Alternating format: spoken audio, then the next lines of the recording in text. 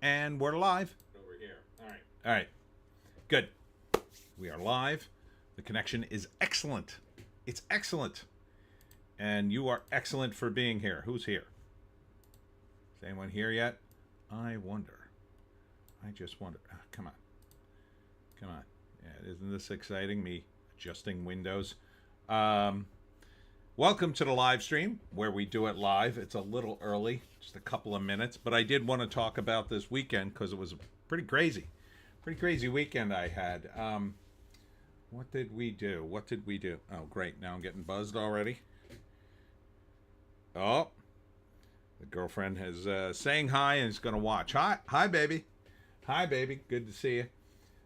I just left her. We were just playing cribbage. I can't remember who won.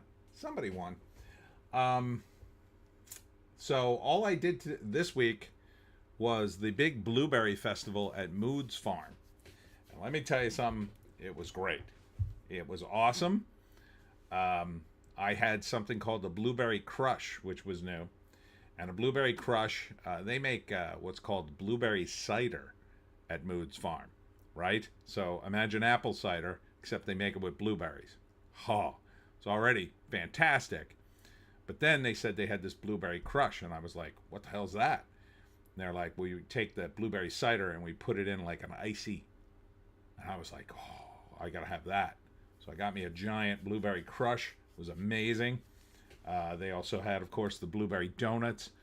And the big event at the Blueberry Festival is the dessert contest, where the rule of thumb is everybody has to use blueberries.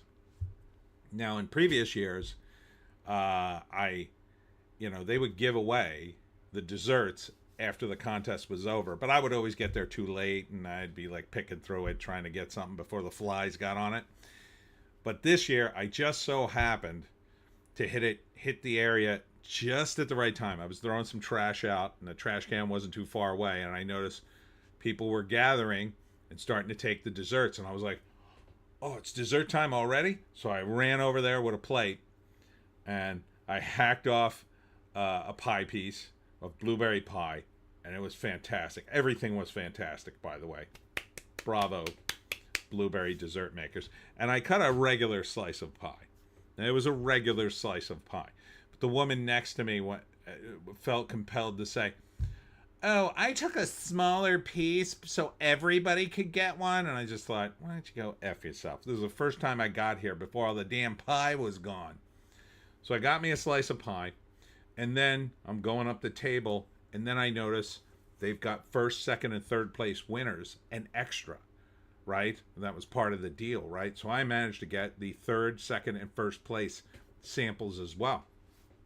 And they were mostly, one was like a blueberry muffin with like a cream cheese icing with a blueberry on top, and then another was this cupcake. Let me tell you something, this deserved first place.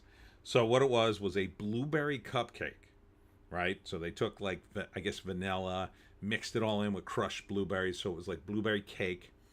They put a blueberry icing and a blueberry on top, but inside of all that, inside of the cupcake itself, it was a big blob of blueberry jam. Oh man, I was loving life. I had my blueberry crush and all my blueberry desserts, and I went back to my table very happy. Nearly gave myself diabetes, but I was happy. And that's why tonight I'm trying not to eat anything sweet, because I had so many sweets yesterday. It was like a little too much, but man, it was great. And then I had a decent day. I sold a bunch of books. We were worried about the weather because I don't know if you know about the weather patterns, at least here. We were supposed to get socked by the remnants of a hurricane. And so they were predicting rain all week. And then we got like almost none. And that was, Saturday was supposedly included in that. And so, so we had great weather up until about 2. Right around 2, it got kind of hot. Got a little too hot, but that time things were winding down anyway. So it was really great crowd, huge lines at the farm market. They were very happy. So big thank you once again to Mood's Farm. Another successful blueberry festival. Oh, and they had the band. The band they get every year is fantastic. These guys had a xylophone. They're playing light jazz. It was very, very good. Very good. I don't know why more people don't come out for it. I wouldn't be surprised. I mean, once word really gets out, that this place would just be absolutely mobbed. I mean, the value for your dollar was enormous, in my view. I mean, they did have a few people come all the way from Philadelphia just to have it, but man, word gets out about this thing. It'll be standing room only. I mean, it is so good to come out there and eat the blueberries. You can pick blueberries, you know, just listening to the band. There's plenty of food, other food. There was a long line this year for the food. I, at one point, thought about, before I stuffed myself full of dessert, I thought, oh, maybe I get a hamburger this year. And I had gotten one last year. They sort of just gave away hamburgers at the end. But I was just like, there was like 30 people in line. I was just like, I can't wait. I can't be away from my table that long. So I had little snacks and whatnot, but it was a good day. Good day. Where the hell is everybody? It's 7:04. You guys are late. Late for the live stream where we do it live. So that was about it for this week. I'm working on book 18. Tomorrow I'm going to be up at LBI at the Historical Society / Library at 7 p.m. for a talk on how to hunt the Jersey Devil. Thursday I'm going to Vineland. And this weekend, I don't know what that is. Saturday I'm doing something. I don't know. I book so many of these I forget them. Yeah, so Vineland Public Library Thursday, and then Saturday, oh yeah, I'm doing Snouts and Stouts Brewing in Hamilton. These guys took over the spot for Vinyl Brewing, and so they were really cool. They brought me right in and said, oh yeah, come right in. So that was nice of them. So it's going to be a good week for me. I'm pretty psyched. The summer is here. Also I believe, is it that next week or this week? Might be this weekend begins the Italian Festival in Hamilton. And it's the oldest Italian festival in America. This is the 150th anniversary. So it started in 1875. And they're doing something special for it, but I already forgot what it was. There's something that you can go to and free. Oh, there's Ardent. Hey, Ardent. Hello. Venom, Last Dance, and Craven are both worth watching. Really?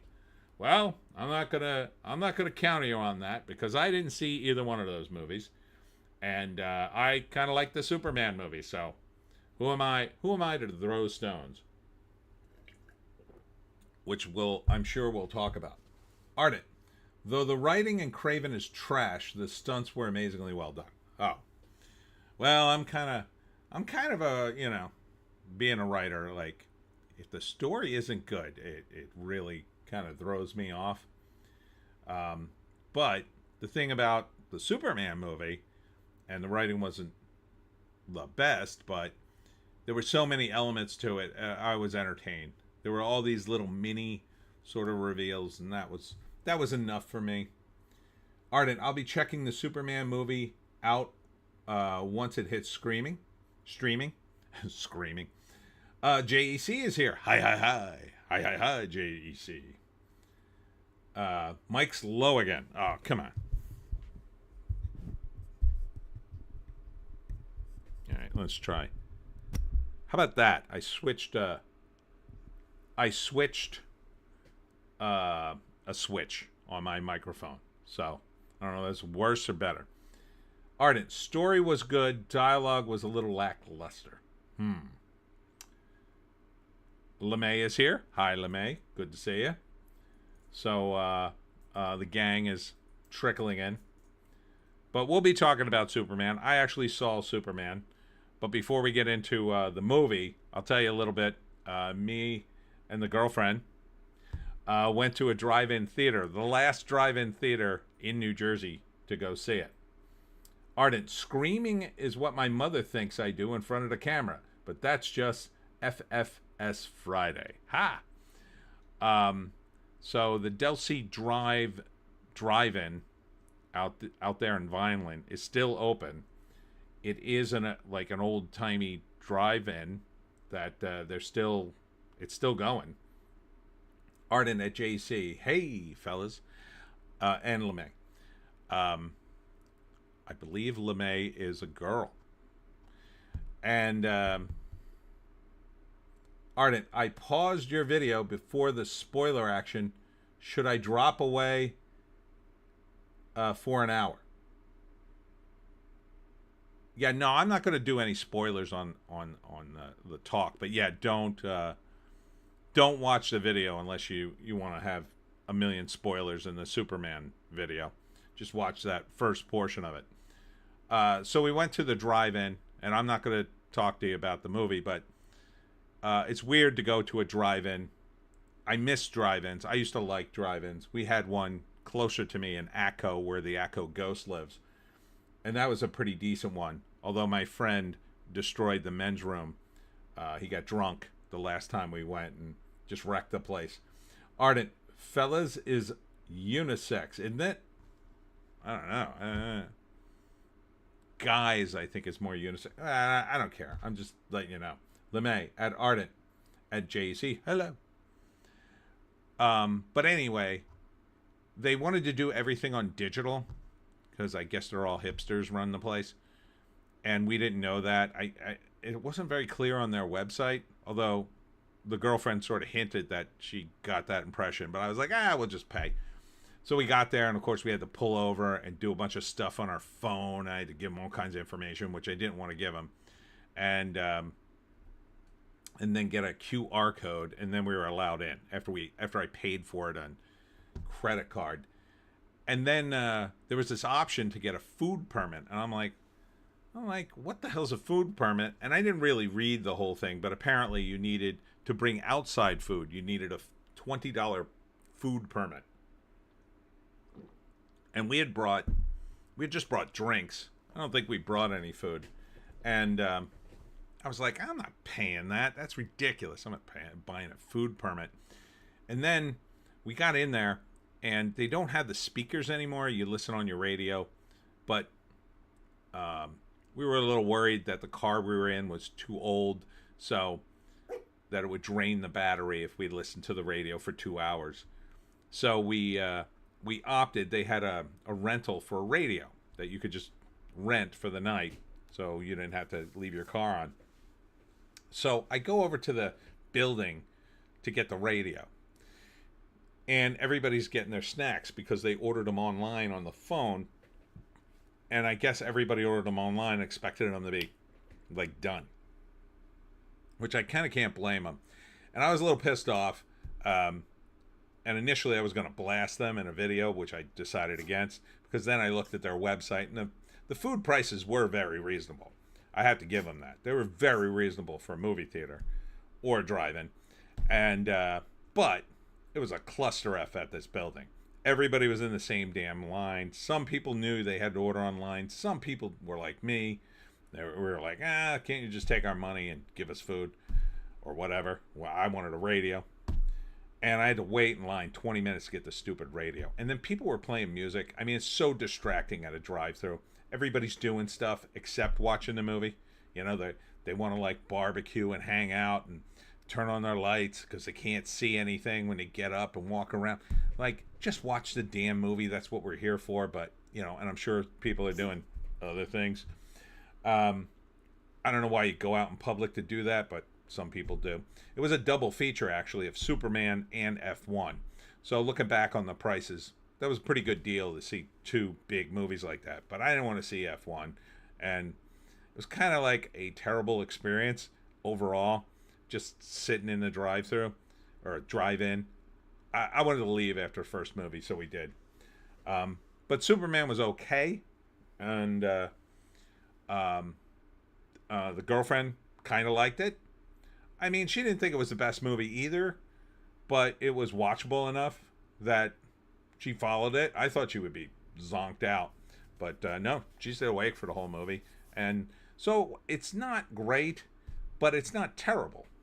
It's very mid, as someone said, and there are a lot of good scenes in it. I think the nerds are complaining about it a little too much. I don't really understand the controversy. I don't know what you expected from James Gunn. Like, James Gunn is pretty good, but when you add to all the expectations, when you add that he wouldn't shut up about the movie, and you add that they probably scrapbooked the damn thing to get to death and focus grouped it and everything else, I think you got about as good as you're going to get. If you were expecting like a Richard Donner sequel, I think you had your expectations too high. And I talked about that in another video about 70s movie making that I made today. It just, we're not in an era where you can expect that kind of movie making. You just can't. Not for something like Superman. Maybe an original movie that's made by a small studio and that gets bought up by a bigger studio and then gets passed around. But when you're talking about an IP that big, there are too many people with their hands in the pie. You know, back in the 70s, movies just weren't that important. They weren't that much money. They were a lot of money, but they weren't that much money.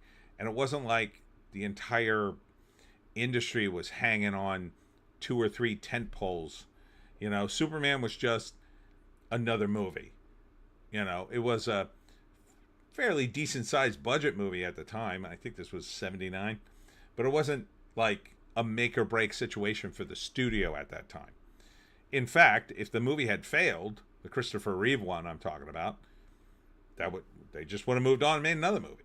I mean, that's what they did. They just made movies. There wasn't so much at stake. And so it's that importance on a lot of these movies, especially the Marvel and DC stuff, that I think is partly ruining people's expectations of them to a certain degree. Go Babylon is here. I think the comic nerds are upset about the whole Jor-El world domination thing. Yeah, and I talked about that in my video. Again, I'm not trying to spoil the movie, but what was said was not completely out of line with stuff that had happened in the comics. It was different than what the movie versions of Superman and Jor-El were. That was different, but it wasn't completely out of the ballpark.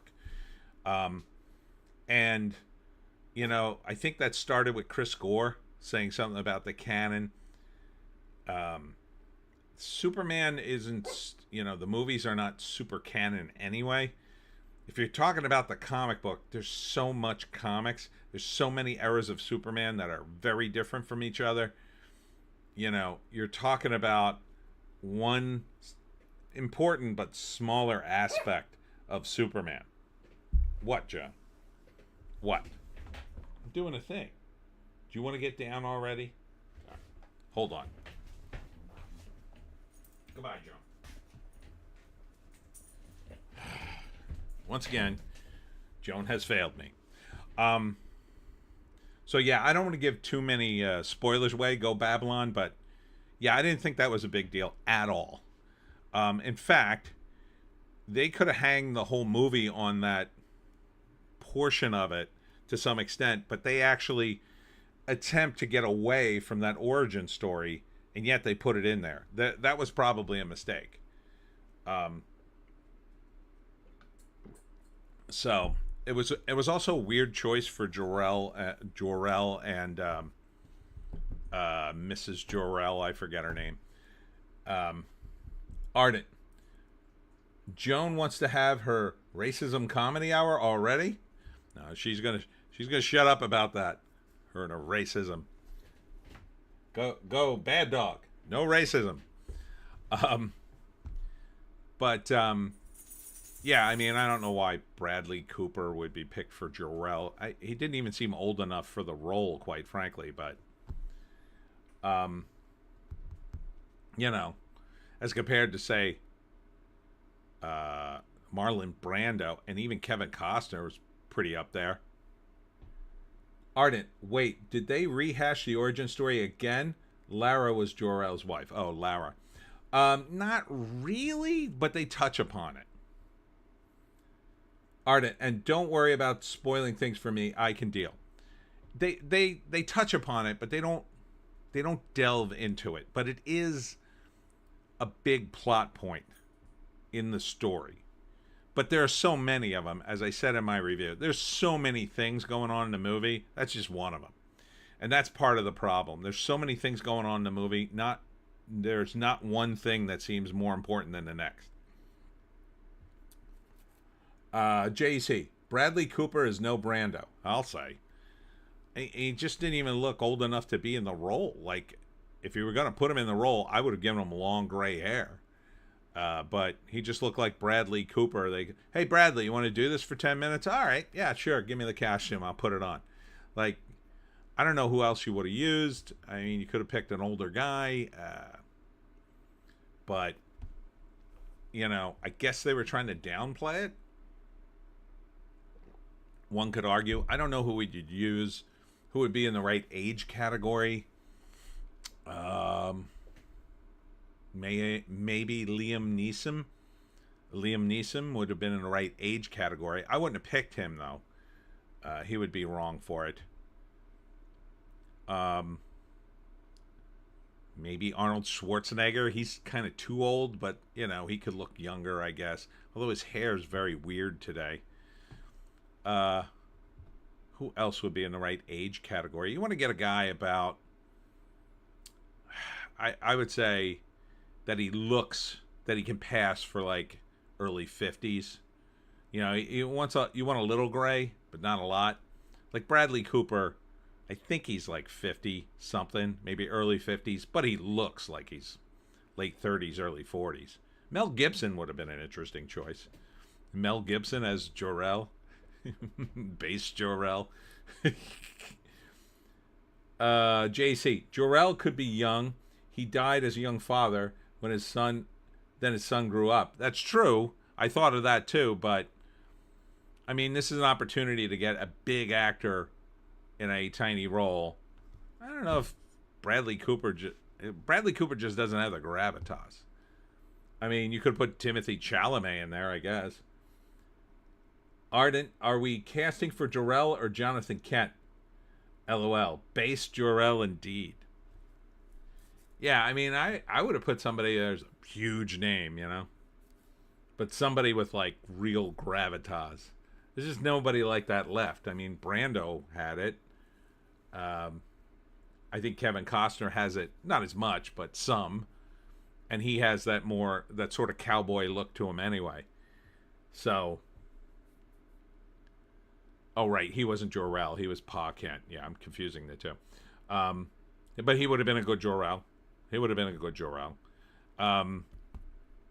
Yeah, I can't think of anybody. I don't know. I'd have to go through a list of celebrities. But yeah, so Ardent, Alex Jones for Jonathan Kent. That would have been a very different Superman story. All right, son. The problem is these chemical streams. I need you to fly up there and find out who's spraying this stuff all over the country. Because I will not have these frogs gay. That would have been funny. Oh, man. Alex Jones as Jonathan Kent. I like it. Ardent, Dolph Lundgren as Jor-El. He's the right age. Maybe. He's a little old, but he can pass for younger. Maybe. Oh, he's starting to show it, though. Go, Babylon. It's a false flag operation. Yeah, Superman. You're a false flag. My own son's a false flag. But all right, let's see what the hell this movie did. Superman. Full weekend chart. 122 million domestic. 217 for the weekend, including the international. The international is a little low, but I don't think the Chinese. Yeah, the Chinese numbers aren't in. It has the potential of doing very well in China, and that could tip the numbers very much somewhere in closer to the 300 category. So doesn't look like any of the international numbers are really in, although they seem to have some of them here. I can't imagine in China it did nothing. So it dropped today's Sunday, so it dropped on Friday in China. So yeah, maybe they just don't have them yet. But it's basically made its budget back already. just 8 million shy. So I think this will be money in the end. Ardent, Dolph could pull off the scientist stuff. That is true. He is a scientist. Peter Weller could have done it if he wasn't. He looks bad, though. He does not look young. Peter Weller looked like Gandalf the last time I saw him. He's in something, but he doesn't look great. So that next week, and this I think will have legs. I think this will have legs. You know, for all the bad press that it's getting on the internet, the normies seem to like it more. And I think that's going to carry it through. The Rotten Tomatoes score is decent. So I think this has legs. So I think next week you're looking at least 100 million, probably more. JC, Peter Weller looked old when he was young. I don't know. He was on Sons of Anarchy, I think. Yeah, he was like a cop in that. He looked okay. I mean, he looked older, but he looked okay. Now he looks old. He looks old now. I think he's in his 70s. Yeah, so I think next week it'll probably do over 100 million. Maybe like 110, 120. So at that point, you're at 300 and probably over 350.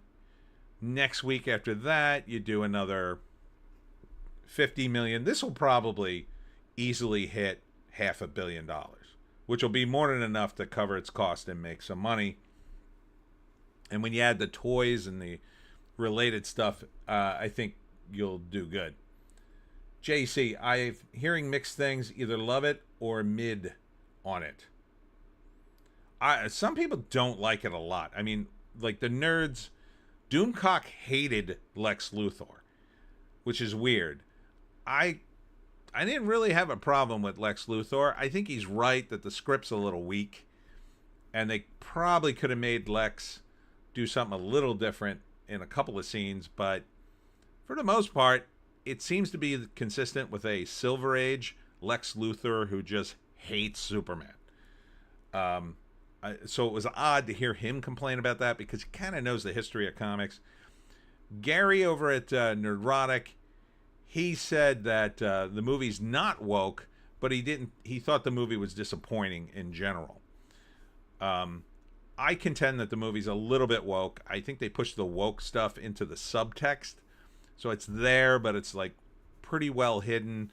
It's more like a 90s woke movie in that there's woke stuff in it, but it's the normies are going to miss it, but like people who look at movies will say, "Oh yeah, I see what you're doing there." Who liked it? Critical Drinker called it a beautiful mess. Yellow Flash really liked it. He liked it the best out of all the critics I saw. And I can't think of anybody else off the top of my head, but you know, I think it's worth watching. I was resigned to watch it on streaming because I do get Max for free, but then me and the girlfriend decided to do this drive-through and on the spur of the moment, and we thought it'd be fun to drive out there, and we had a good time. Like, we had a good time. I was like a little annoyed with the drive-through, but we always have a good time. So, you know, I didn't think I would go see it in the theaters. If we hadn't done that, I probably would have waited for Max, because I'm not so sure she would have wanted to bother to even rent it when there's other movies out. But I like Sinners better, quite frankly, for this year's movies. But, you know, maybe I would put this second or third. I'm trying to think of another movie I saw this year that I liked. I can't remember anything. My brain is so fried from Saturday sitting in the hot sun for 6 hours. Go Babylon. Where is the drive-in? It's in Vineland, New Jersey. It's the last one in New Jersey. It's called the Delsey Drive-In. So it's one of the original ones. I think it was there in the 50s. It looked old. Like, you could tell it was, you know, there was some disrepair on the sign out front, and then the entrance was looked like it had been paved over a few times, and so you could kind of tell it was at one point like a regular drive-through, that it had the speakers that you would hook onto your car, but all that stuff, all that's left of that is the poles. So I don't know if you remember in Fallout, if you go to the drive-through, it didn't look that desolate, but it had those sort of just empty poles.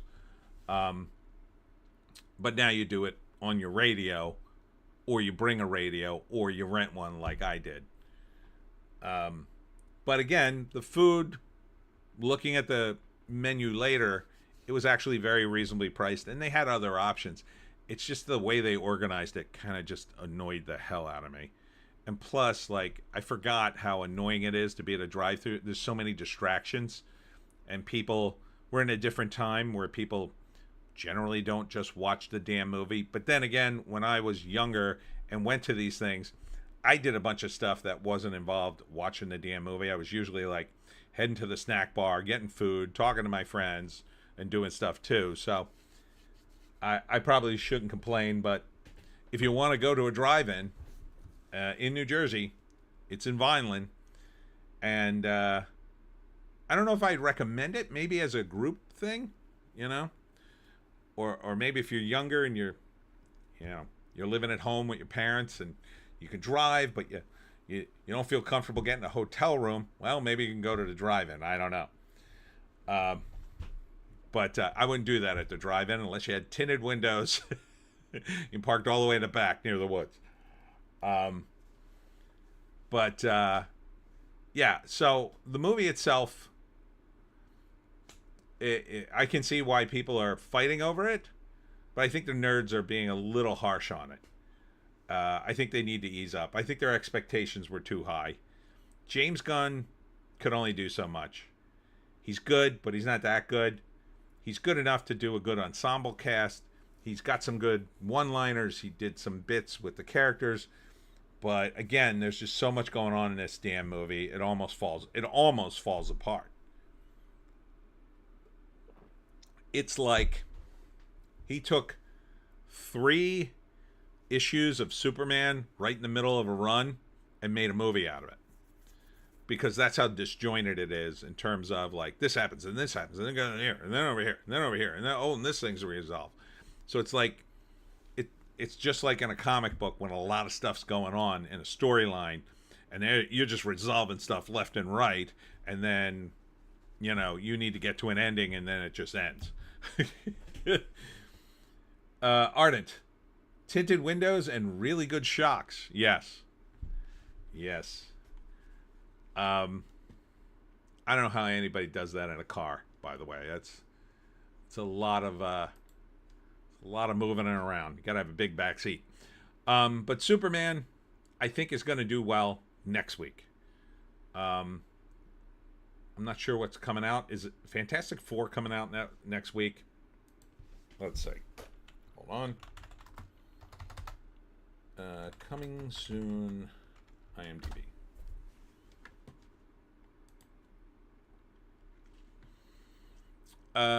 Next week. Yeah. So next week is Fantastic Four. I think that's going to bomb.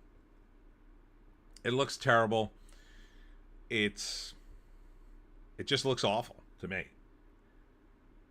Ardent, Station, aka Shaggin' Wagon. Ha! Yeah, so next week is Fantastic Four. Right? Wait, this is the 13th, so it's 2 weeks.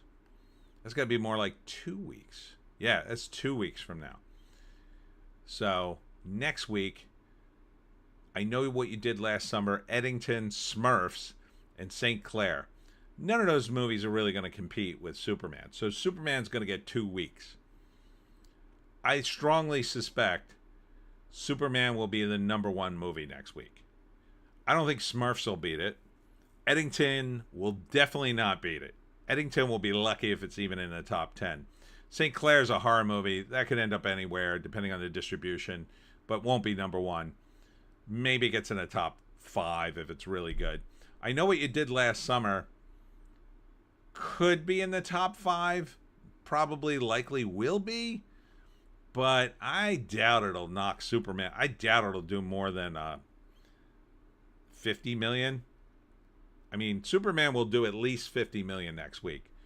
I Know What You Did Last Summer might just edge it out if it, with a stiff breeze behind it, but I don't know. Do you think it's that big of a franchise? I Know What You Did Last Summer. I didn't even think it was that big in the day. Let's see what the old one did.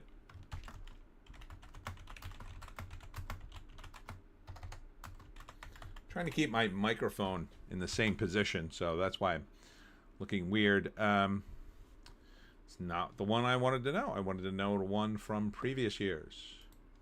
Expand search. Here we go. What year was that? There it is, 97. So this is $97. I mean, the whole movie only did 125 million. The opening weekend was only 15 million. I can't see this one doing over 50 million. JC, I Know What You Did Last Summer was Scream's little brother. Yeah, I don't think this one's going to do well at all. I mean, relatively speaking, compared to Superman. I think Superman wins the day next week. So, Smurfs, I don't know. James Corden and Nick Offerman are two of the voices, and Rihanna. Oof. Yeah, you're really doing some celebrity draw there. Come on, Smurfs. There's no way this thing does over 20. I'll say, maybe won't even crack 10. So yeah, so I think it's smooth sailing for Superman next week. And then when you get to the Fantastic Four will beat Superman that weekend, but I don't know if it'll even beat Superman, for its first weekend. I just think people just don't know enough about the Fantastic Four. And you're banking on, well, maybe the people from the previous movie will come out and see it. I mean, the previous movie wasn't that good. JC, did they already make a CGI Smurf movie? I think they did. But let me see.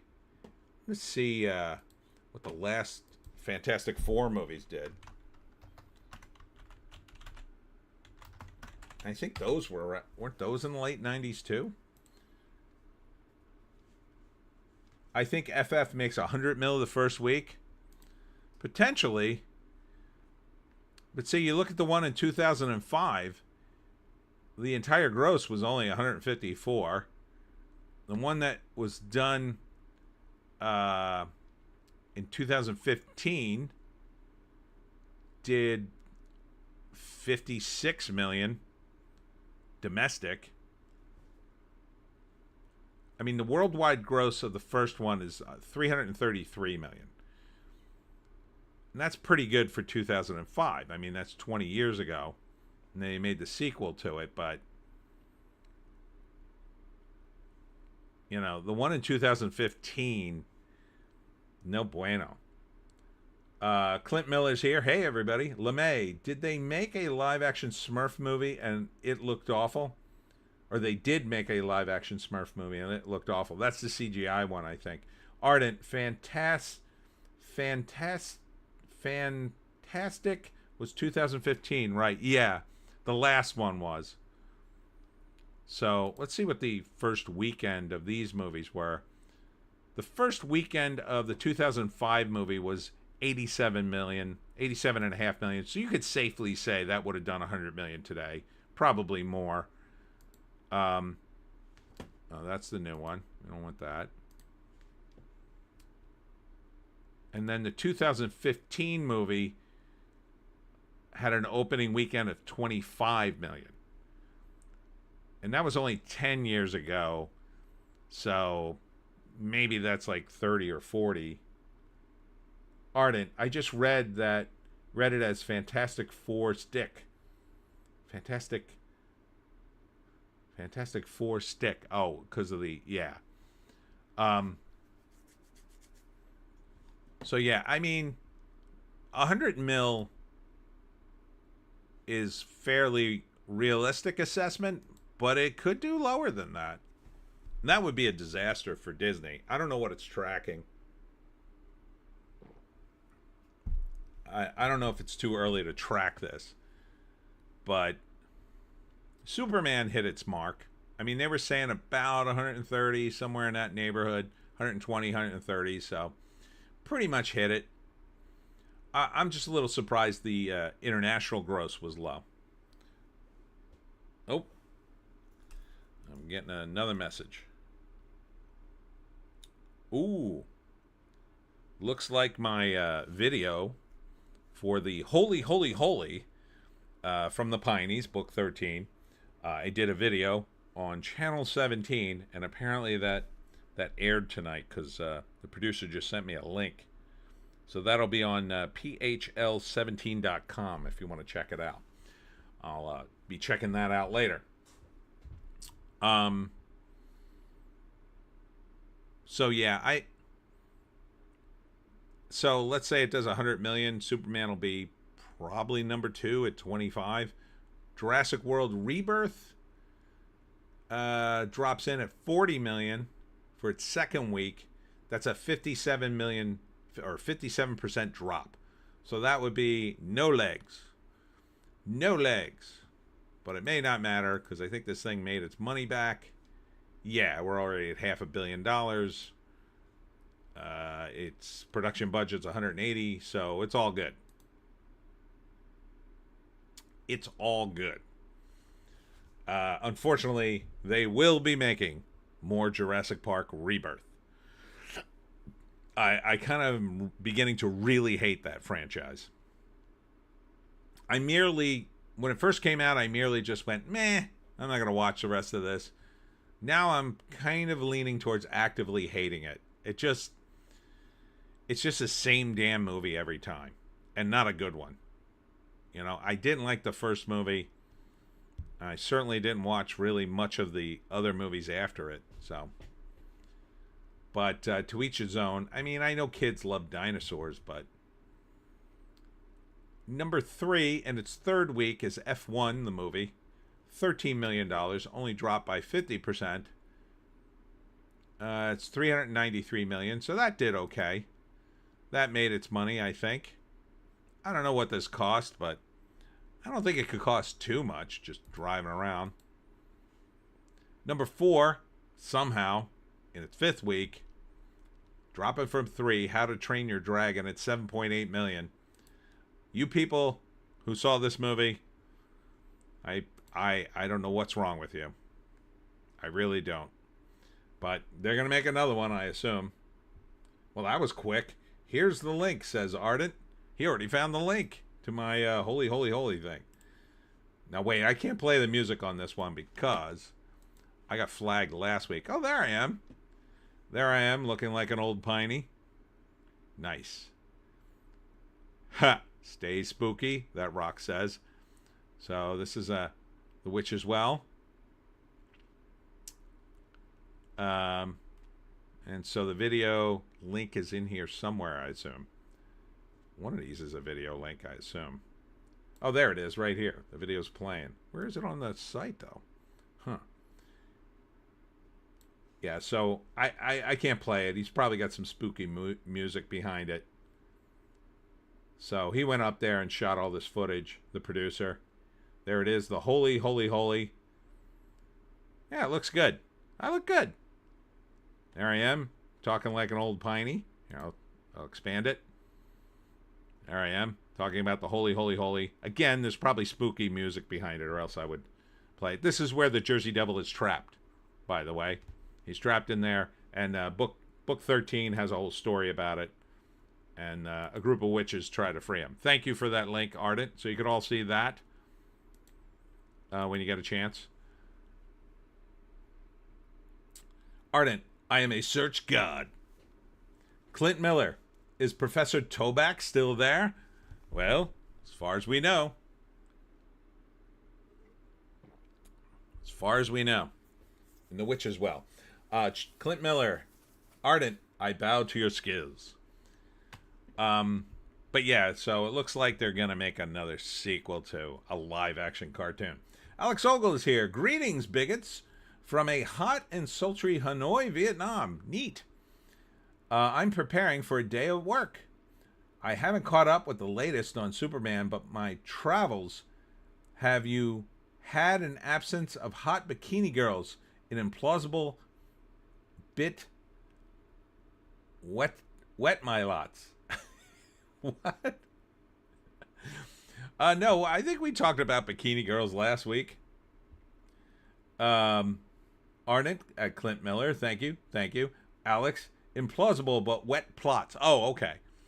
Now I get it. I don't think we had any last week, but we did end up talking about hot chicks. I'll tell you who was a smoke show is that Lois Lane from the new Superman movie. She's a hot piece, but you wouldn't know it from the way they dress her in the movie.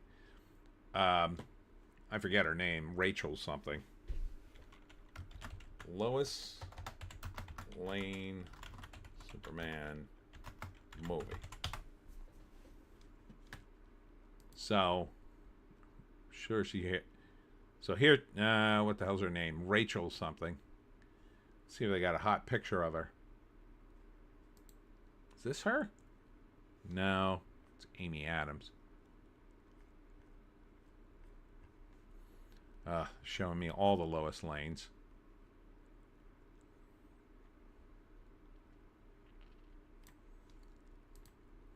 Yeah, see, this is her here. Let me just get her name. We'll look at some hot Lois Lane. So she was wearing this dress, and that's a pretty hot outfit for her. She looks good. But she had on an even hotter outfit for one of the premieres. Here it is. Yeah, she had a whole boob thing going there. Ardent. Rachie Brosnan. Yeah, that's her. Alex Ogle. If Sweeney is a Bond girl, then they've gone crazy and will have a trans Bond. Ardent. LOL pronounces like Bronson. Yeah, so as hot as she is in these pictures, she is like all frumped up for the movie. Even Miss Tessmacher, who's pretty decent looking, they could have given us a little more cleavage with her. Ardent at Alex Ogle. Black at last resort. Alex Ogle. Boobs behind Tony's head.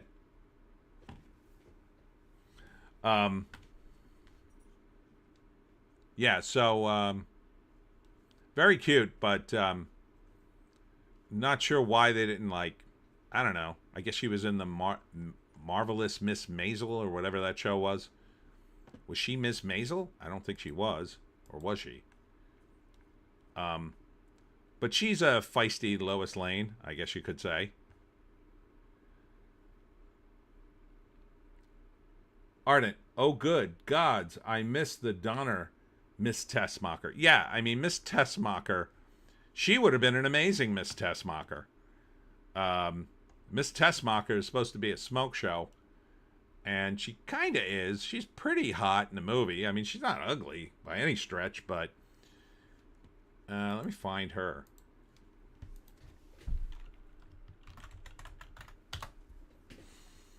There we go. Superman.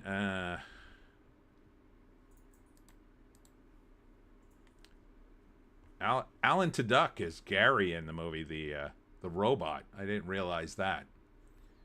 That's Tessmacher. Here she is. Sarah Sampo.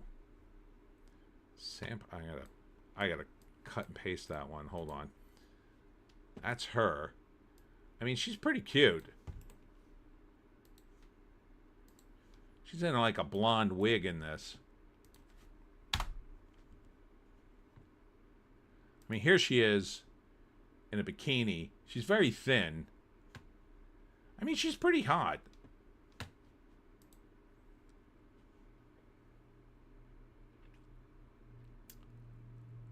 Ardent Teachmacher? Teschmacher. Ardent, LOL. To duck is to robots what walking is to gangsters. Yeah, isn't that the truth? He's like the guy who played Data. What's his face? So yeah, I mean she's pretty hot, but she wasn't even dressed this hot in the movie. And Miss Teschmacher should be this hot in the movie. She's been walking around in that outfit.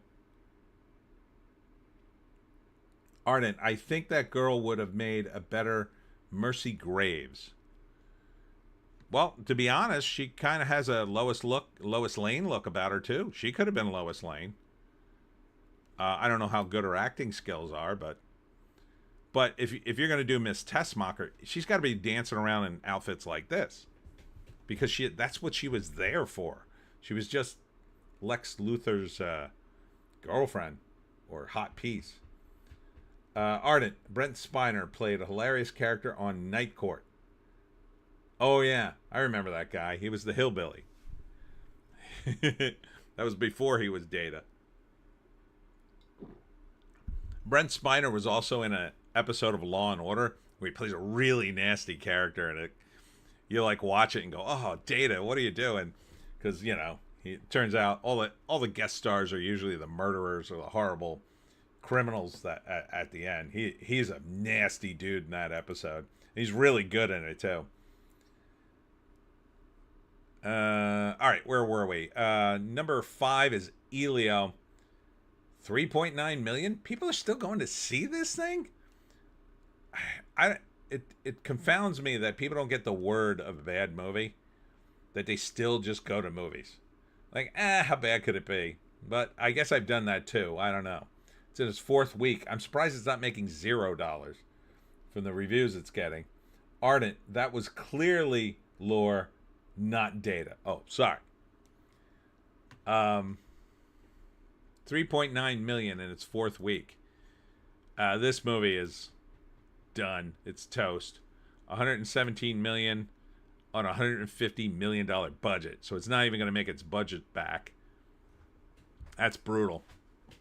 That is a failure, Pixar. You better fire all those woke employees you hired.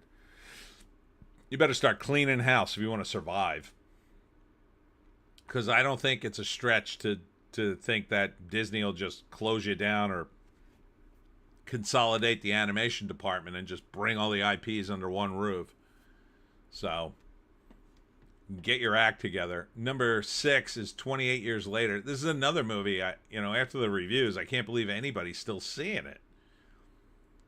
This got terrible, terrible reviews. 2.7 million. People are still seeing it, though.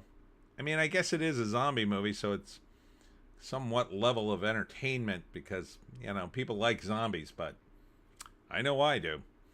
138 million on a movie that cost 60 million. Well, it made money, so you can't argue with that number. Well, good on the director for not breaking the bank on this one, but seems a shame.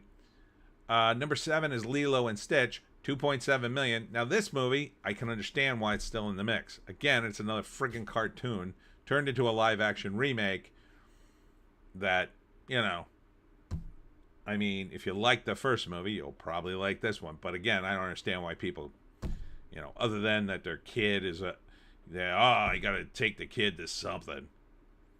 It's summertime and the kid is home. I gotta take him to a movie to shut him up. I guess. Mission Impossible's number 8, The Final Reckoning, 1.4 million. There's just not enough movies out, I guess. And the new stuff isn't doing that great. This movie, I don't even think came close to, oh, wait a minute. 584 million on a $400 million production budget. There's no way this thing makes its money back. No way, unless you do some crazy math with the other movie, which was part 1, I guess, and somehow figure it out. LeMay, parents see Pixar and take their kids there. I know the Lightyear movie must have hurt them because all the gay kissing that was in it, but number 9 is Mithrigan, 1.3 million in its 3rd week. That seems like an awful big drop. Yeah, I don't know, but this movie was cheap. It only cost $25 million, but it only made $36 million so far. I don't think that gets to 50. That doesn't seem like it's going to get to 50. Maybe it does well on the back end somehow. Do they have toys for Mithrigan? I don't think they do. And then we get down to number 10, The Materialist, $720K. This is a Dakota Johnson movie in its 5th week. $49 million. I bet this made money. Yeah, $20 million budget. Please don't make a sequel to this. Please stop. This looks boring as F. But I guess some people saw it. Sorry Baby is number 11. In its 3rd week, coming in at $230K. That doesn't sound very good. Only made almost $600 million, but... $600,000. On a... Looks like a very low budget movie, but I don't think it's that low. Number 13, The Phoenician Scheme, which I also saw and reviewed. This movie is very confusing. Ardent, Mithrigan, no toys but statues. Who the F would want a Mithrigan statue? $37 million on The Phoenician Scheme. No idea what it cost. This movie had to cost something. There's so many friggin' names in this thing. It is about as confusing and as disjointed as the Superman movie, I'll say. It's a bunch of scenes. Bunch of stuff happens.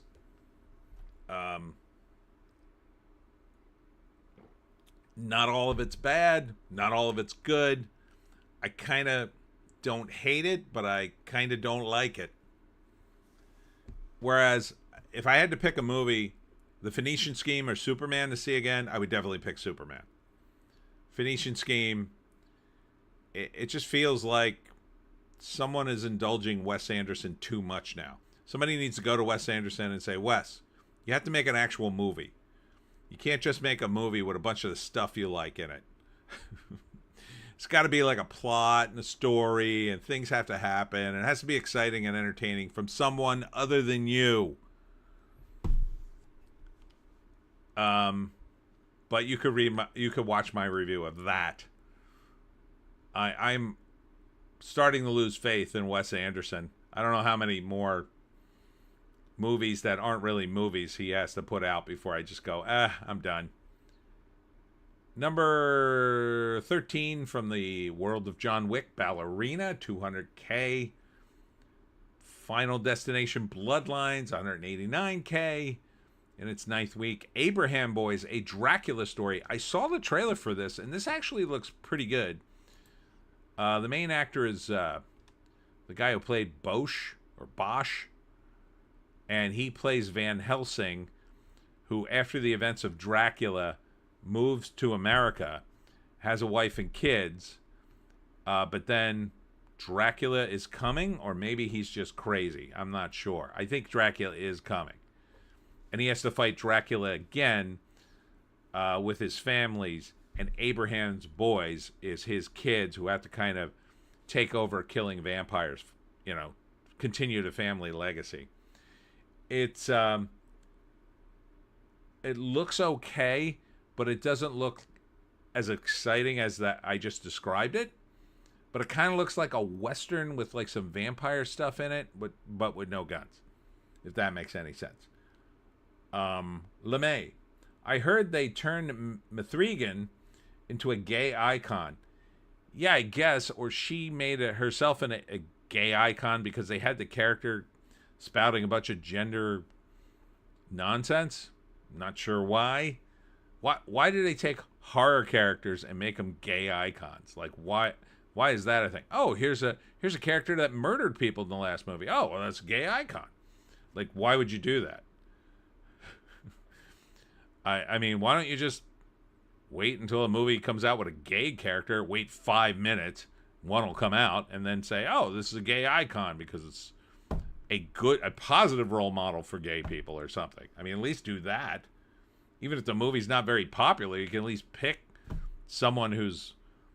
I mean, why would you pick a robot who murdered people in the first movie and then comes back and doesn't murder and becomes a hero, I guess? I don't know. I didn't see it. Ardent, I like the premise. Sounds interesting. Yeah, the Abraham Boys, a Dracula story. I'm not sure if he's crazy. Here, I'll read the synopsis. Max and Rudy Van Helsing have spent their lives under the strict and overprotective rule of their father, Abraham. Unaware of his dark past, they struggle to understand the paranoia and increasing erratic behavior. But when they begin to uncover the violent truths behind their father's history with Dracula, their world unravels, forcing them to confront a terrifying legacy they were never meant to inherit. So it kind of implies in the trailer that he might be crazy, but I think there are vampires in the movie. But I think they come at the very, very tail end of it. And it's a very indie film, so I wouldn't expect big, giant, set pieces or anything, but it looks kind of cool. JC, snitching on themselves. Haha. Ardent agrees. JC, how's a robot a gay icon? They're not even human. They don't have a real sexuality. I don't know. I guess because the filmmakers decided to support all the trans stuff, and this is their one platform, so they gotta immediately throw everything. Oh, we gotta have Mithrigan run around with a trans flag or whatever. I guess like they're so desperate to be in on that they're willing to just throw their entire kit and caboodle on that train and say, "Yay, yay, communism, gender communism, sign us up." No thanks. No, thank you. Another reason I won't go see Mithrigan. So, after that is The Life of Chuck, that Stephen King thing. That looks depressing as F. Ardent explains Demi Lovato. He's making a joke off the robot thing you said. After that, Sinners is still in theaters, $56K. A brand new movie, Don't Let's Go to the Dogs Tonight. I don't understand that title, but I think I did see the trailer for this one. Can't remember if I did a thing on it or not. I think I may have. A film which captures the childhood of an 8-year-old Bobo on her family farm in Zimbabwe, formerly Rhodesia. At the end of the Zimbabwean War for Independence in 1980, growing up in the midst of this long-running war, Bobo internalizes both sides of the struggle. Conflicted by her love for people on opposing sides, she tries to make sense of her life in a magical way. Through her 8-year-old gaze, we witness Rhodesia's final days, the family's unbreakable bond with Africa, and the deep scars that war leaves on survivors. JC, snitching on themselves, the trans stuff and goal is actually transhumanism.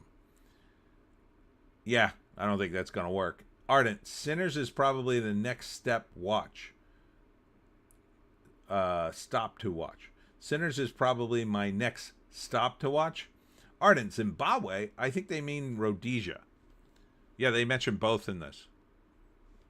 I guess the war was against Zimbabwe? I don't know. I don't remember that war at all.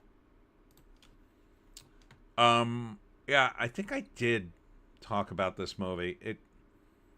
I don't know. It looked like a very it looked like one of those movies where it's like, oh, it's a sad time, but there's a little kid involved and there's war, and then but she sees it as innocence, that she's so innocent, she sees that she's friends with the people on the other side of the war, kind of thing, the other children, and then it can contrast as like the adults trying to kill each other, where the children just want to play, kind of thing. Thunderbolts, for some reason, still in theaters. 11 theaters? No, 25 theaters. And finally, To a Land Unknown.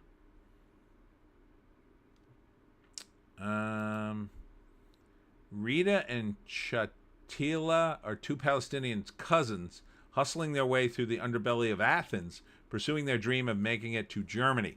But as their hardship grows, so too does their desperation. When Chatila hatches a reckless all-or-nothing plan, it strains their bond and pushes the limits of what they will do for freedom.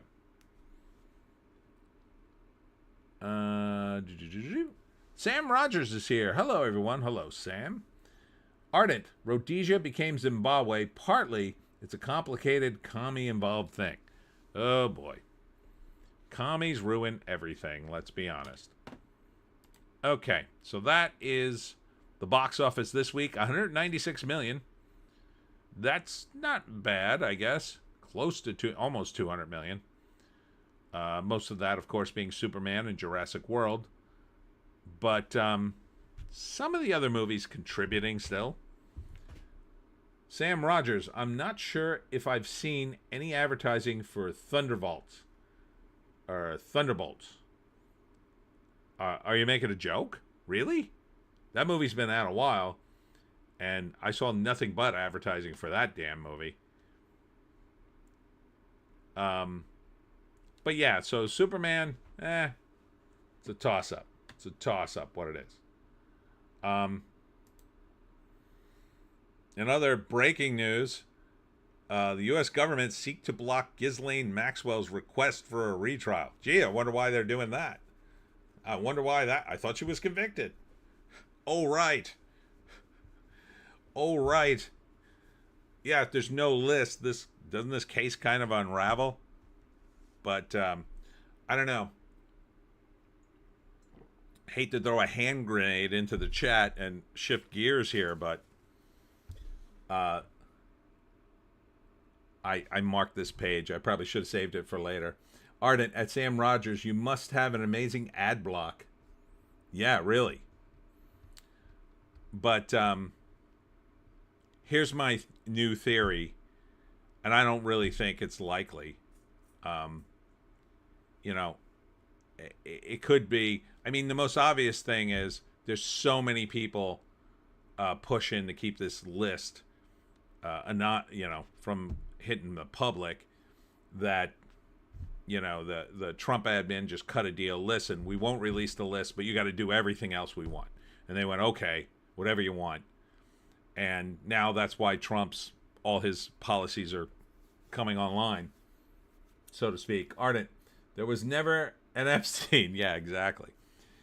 But I thought of another theory today, which is because JC, uBlock Origin is the best ad blocker. Oh, I don't know that one. I don't know. Ad blockers. One time I downloaded an ad blocker and it ended up putting a bunch of virus software on my computer, so I stopped doing that.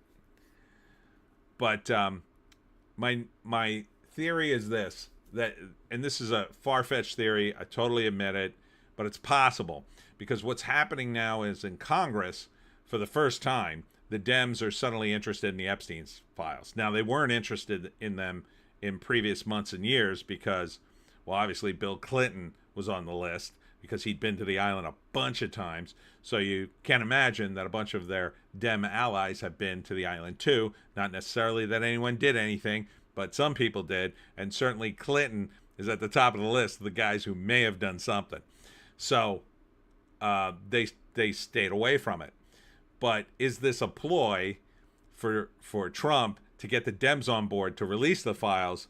And then that was the whole point, just get them like, oh, okay, we don't want to release the files. Oh, now we want you to release the files. Okay, let's have a vote. And then they have a vote, and the Dems vote in a way that they wouldn't have normally voted, except they think they're going to get Trump, and then it turns out it all blows up in their face. That's the only thing I can think of if you're thinking of a 4D chess maneuver.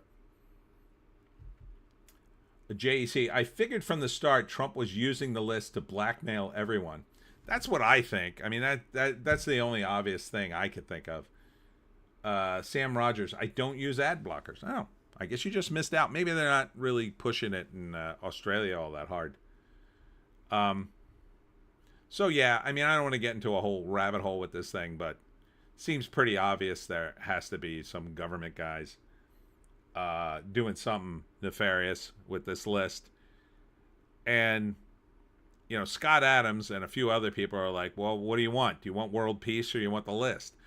And it's kind of hard to, you know, if you look down the road, maybe in 50 years, if you achieve world peace and all sorts of nice things, yeah, maybe then you could say it's worth it. But what if you do all this stuff and these people still continue to hurt people in their various ways, and you don't get all that stuff, or you get it for a little while, but then it all falls apart? Like, I don't think it sets a good precedent. I think the guys behind the scene need to realize that you're going to have to give us some scalps, right? You got to pick like 6. I figure you need to pick like 6 people on the list, right? JEC, why would they need to vote on it? It's the FBI's call to release it or not. Clean the slate. Yeah, I mean, I think that would be the most ideal situation. But you know, when you're talking about voting, you could have a vote in Congress that says, okay, FBI, we're compelling you to release the list. And maybe they would disobey it. But again, maybe what's happening is Trump is trying to lure the Democrats into taking partial credit for the release of the list. So if it goes tits up, then they could say, well, see, they voted for it too. It's nobody's fault. Or something like that. Or maybe they're the resistance to releasing the list, and by doing this, now they've sort of changed their minds, and now they got some Dems on board, and they'll have enough votes to release it, even though more Dems will get blasted by it than, say, Republicans. LeMay, pick the ones Trump already mentioned. Yeah, like, that's what I say, something like that. LeMay, the puppet, Prince, and Bill. I don't think you're going to get Bill Gates. He's got way too much money, but I would say the way to quell MAGA's anger over this would be to pick 6 people on the list, right? And probably, I'm guessing there's a bunch of dead people on the list, right? There's a few guys who are dead. So you pick like 2 or 3 of them. So that eats up, say, 2 of the people on the list. So now you can say, oh yeah, well, those guys, yeah, they were terrible. They're all dead. So you don't need a trial or anything.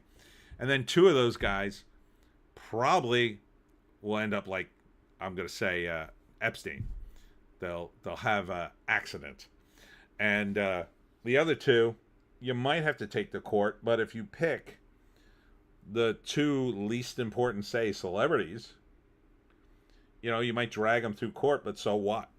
You know, that spectacle will distract everybody from the rest of the list, and it'll take years, and then hopefully by that time people forget about it, or at least kind of forget about it.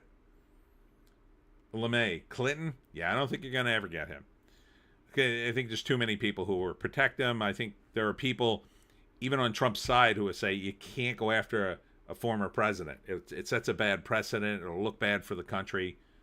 So, JEC, throwing Bill Gates under the bus would satisfy most people. It would satisfy people. I think so.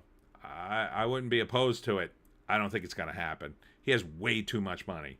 Like, you would have to fight him for 20 years in court. And I don't think at the end you would get anything. I think he'd die before you'd get him in jail. Ardent. Outlier wackadoo theory. Mark Carney is on the Epstein list. He is known to associate with Maxwell, and Trump's holding off until Canada joins USA negotiations come around. Yeah, and there could be several situations like that. I would agree that that's probably a situation in several things and deals they got brewing. But I think the way they rolled this out, what they needed to do was just say, we're not ready to put it out. And just delay it. They just needed to keep delaying it. Because by having Pam Bondi said, oh, we have the list, and you're going to see it soon, and here's a bunch of binders and all that kind of crap, you kind of teed people up for it. And now just to turn around and say, oh, yeah, there's no list. What? You were saying for weeks you're going to release the list. Yeah, no, we weren't. Yeah, no, that what we were saying. Yeah, forget all that. Yeah, you can't do that. I don't know why we're at this point, but again, maybe it's part of a plan, but I think it's far fetched. JC, Mark Carney's 100% on it. I know you guys don't like Carney. What a name, Carney. Who would vote for a guy named Carney? Who do you want as your prime minister in Canada? Carney. You know, like a carnival Carney. They're notoriously dishonest and shifty.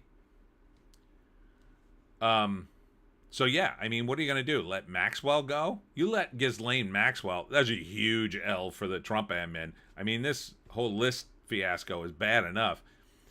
Ghislaine Maxwell gets out of jail, goes back to court, and probably gets out of jail. I mean, you could just write off the midterms. They're done. You'll piss off a lot of people. I mean, as much as the Democrats as a party are imploding, this could bring them roaring right back. That's why you got to do something. I don't know what the plan here is, but go Babylon. Dan Bongino is already threatening to quit over this, reportedly. Yeah, I read some of that. I don't know how real that is, because initially the report was that Kash Patel was thinking about quitting, and then he came out and said, no, I'm not quitting. And then there was rumors of Pam Bondi, and she said, no, I'm not resigning. And then Trump supported her. And now we're hearing about Dan Bongino. Maybe he'll be the guy to quit and walk away, or maybe it's just a rumor, again, to maybe prop up this elaborate ruse that they're concocting to get people to drop their guard, or maybe they needed Ghislaine Maxwell to drop her guard and maybe do something like this. So I don't know. JEC, you go to the circus, there are two types of people, Marks and Carneys, but this guy is both at the same time. Yeah, so it's just a mess, and you cannot not talk about this because it's such a gigantic story, and it's all over the media, and it's going to impact the movie industry and television and all that, because they're going to do stories about this, and it's just a mess. It's just an absolute clown show. And there's a lot of media stuff about it. Here's Rob Schneider. He was at the TPUSA event, and he told the crowd Bill Gates should be banned from owning American farmland. I mean, yeah, you could go after him, but you're talking about a billionaire. I mean, he'll literally keep everybody in court forever. I'm pretty sure he has the resources to just bankrupt our own system. Like, whatever system goes after him, you couldn't throw enough money at him. It would have to be federal charges. Arctic got me wondering if this is his real name now. That'd be interesting. You found out. I mean, Trudeau. We didn't know what his real father was, but I think everybody know who's his real father. Anyhow, moving on from this nonsense. Oh my God. Furry convention at Anthrocon bans Crusader cat for being too controversial. Yeah, that looks like a controversial picture. Not so sure. What the F, man? I can't have that on the... can I even have this on the stream? Jesus. The hell is wrong with people? Murderbot writer Martha Wells shows how vapid corporate pop culture really is. Okay. A lot of people say that Murderbot book is really good. Ardent, the three biggest groups chasing America farmland: Gates, China, and Mormons. LeMay, LOL. Ardent, furry convention sounds like a target-rich environment. LeMay. Neff. I don't know what that... Oh. Bad guys from Germany furs strike again. That's a thing? There are bad guys from Germany furries? Oh my god, the furries are, I'm just gonna say it, they're kind of degenerate. I mean, what the hell, man? I would just like to move on and wash my brain of that. Marvel Comics relaunches the Fantastic Four to the upcoming movies to add the upcoming movies feminism with Sue Storm as the leader, everybody. So I thought this would be extremely controversial. JC, it's so bad we're rooting for the Mormons. Their magic underwear. Ardent LOL, do the Nazfurs dress like the painter's dog? I guess. I don't know. So weird. But not as weird as trying to take a comic book meant for boys and plugging it full of feminism. Like full bore feminism. JC, furries are the most degenerate. You think it's just funny because of the costumes, but those people are sick. Well, I think it was a kid's thing initially. And I think there are kids who like to dress up as animals and they like to wear tails and ears and stuff. And that's fine. I don't consider them furries, but they get pulled into that, lifestyle. The thing that annoys me is most of them are just, they're grown-ups that run around in furry costumes and they're just weird to me. What is this little symbol, LeMay? I can't tell the symbol. You have to explain that symbol, LeMay. I can't read it. My eyes. My old eyes. They can barely see. It looks like a donut with antennae. I can't tell. Oh, wait. It's a little face. Oh. Ardent. Furries started as a form of cosplay and they got sick. JC, it was never a kid's thing. It's a fetish that started as kids. Yeah, I don't think. Yeah. Let's just move on from it. But this Marvel thing cheeses me off that you would do this, JC. If you're attracted to cartoon animals, imagine how twisted the urges they have are. Yeah, I don't want to imagine that. I'd rather imagine Marvel Comics staff being completely fired and frog marched out of the building where they work and given all their stuff and told bye-bye. But that's probably never going to happen anytime soon. So instead, we get the Fantastic Four with Sue Storm as the leader and lots of feminism, which no one asked for. And it cheeses me off. And it's another reason I think the Fantastic Four movie is going to fail. The Kraken. Move on, LOL. Yes, trying desperately to move on. From bad guys from Germany furries. Jesus, what's going to be on the stream tonight? Oh, we're talking about movies. You're not going to talk about bad guys from Germany furries, are you? What? Why would I talk? Is that a thing? The Kraken is here. Hi, Chad. Hi, Tony. Hi, Kraken. You are cracking me up. Ha! Ardent. Low, Cracky. What else? Novelist Hilary Lane blasts modern writers for ruining heroes. Yep. James Gunn Superman film blasted for depicting men as weak and constantly crying. That is something that's a theme in the movie. But again, they kind of push it into the background. But all the women are boss girls for the most part. And all the men at some point have a crying scene. So, as from Heels versus Babyface, who didn't like the movie, the tagline for his video was something like, "You will believe a man can cry." Because, the old one was, "You will believe a man can fly."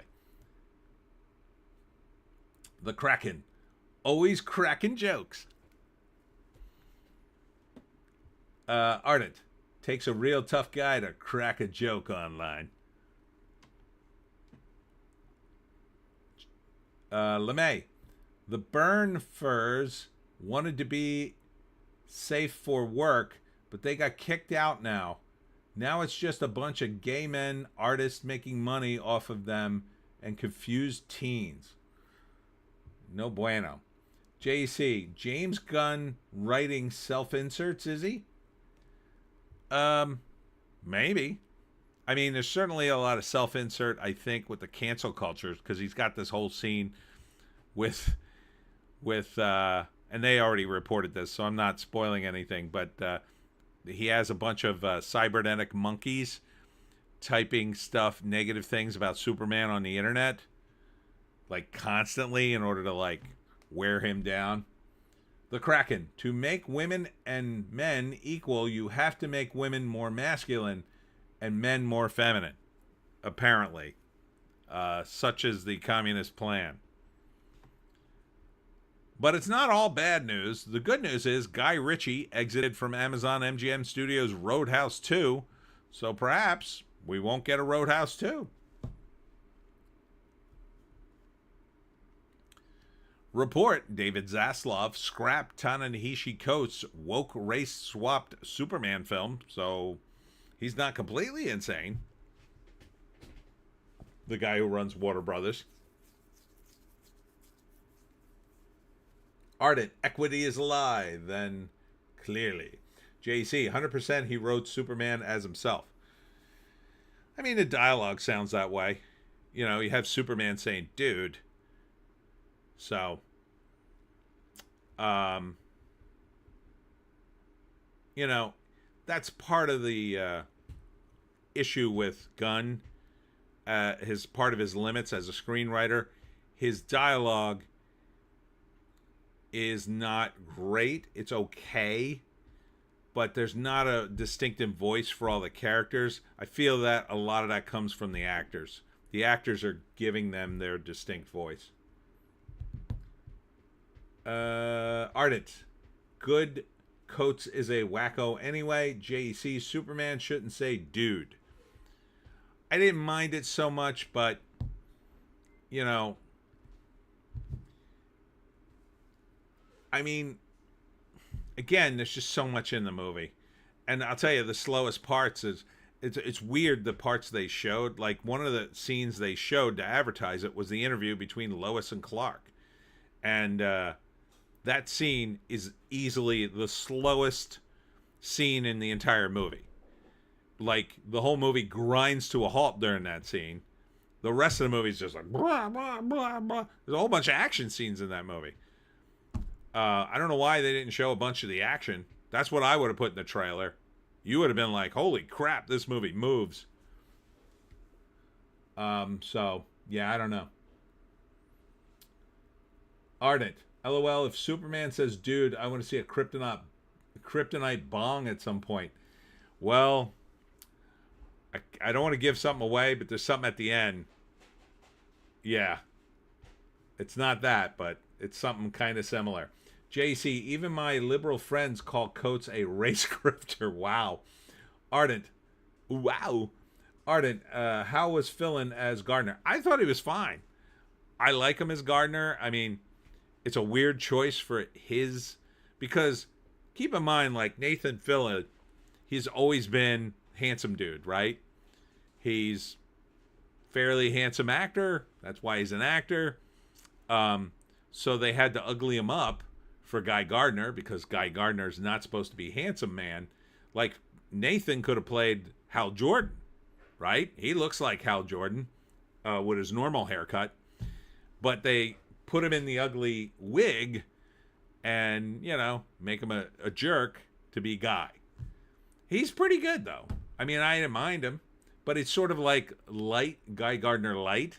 He's not a real jerk, but he's pretty jerky. Enough so it's fun. Ardent. Philin really should have been Jordan. Yeah. Yeah, he looks like him. I don't know who you could have gotten for Guy Gardner. Like, Shane Gillis might have been a fun Guy Gardner.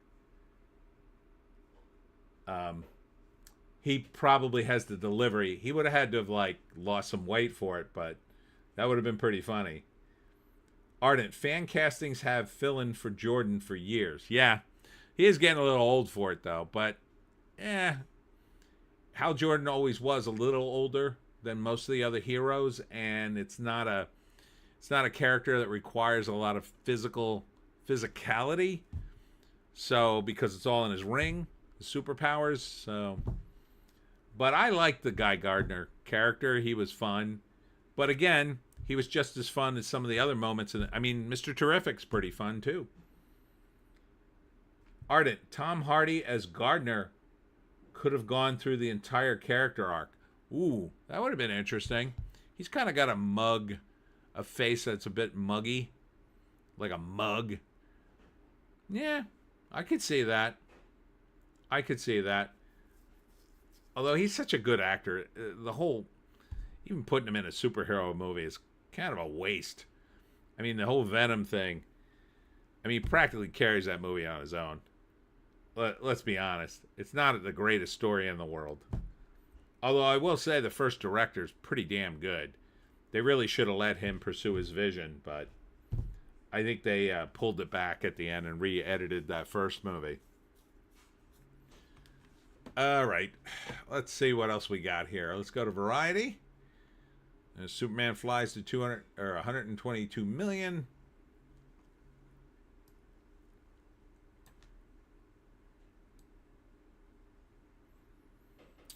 Ryan Johnson says he scrapped Star Wars trilogy. Hooray!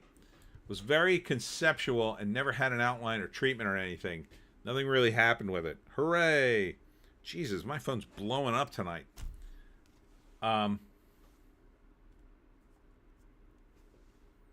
Ardent and Hardy, I think, is done with superheroes after Venom. I don't blame him.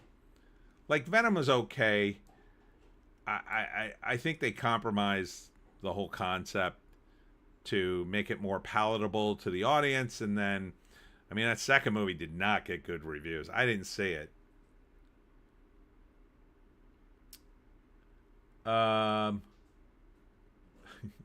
Ardent, sure you scrapped it, Ryan. Corey is here. Hey, Corey. Yeah, that was me. I forgot you're doing your live stream. Book 5 down, buddy boy. He's reading my Pineys books. Oh, he read book 5. He's down the shore, so I knew he'd be excited to read that one. Ardent, hello, Corey. JEC, they made 3 Venoms, LOL. Yeah, I know. The third one, that one looked okay. I almost kind of want to see that. But, all right. How the Superman ending credits scene liberate the DC universe from decades of superhero making. Was there after credits stuff? I didn't see it. I kind of wanted to get out of that drive-in, but I'll have to search YouTube for it.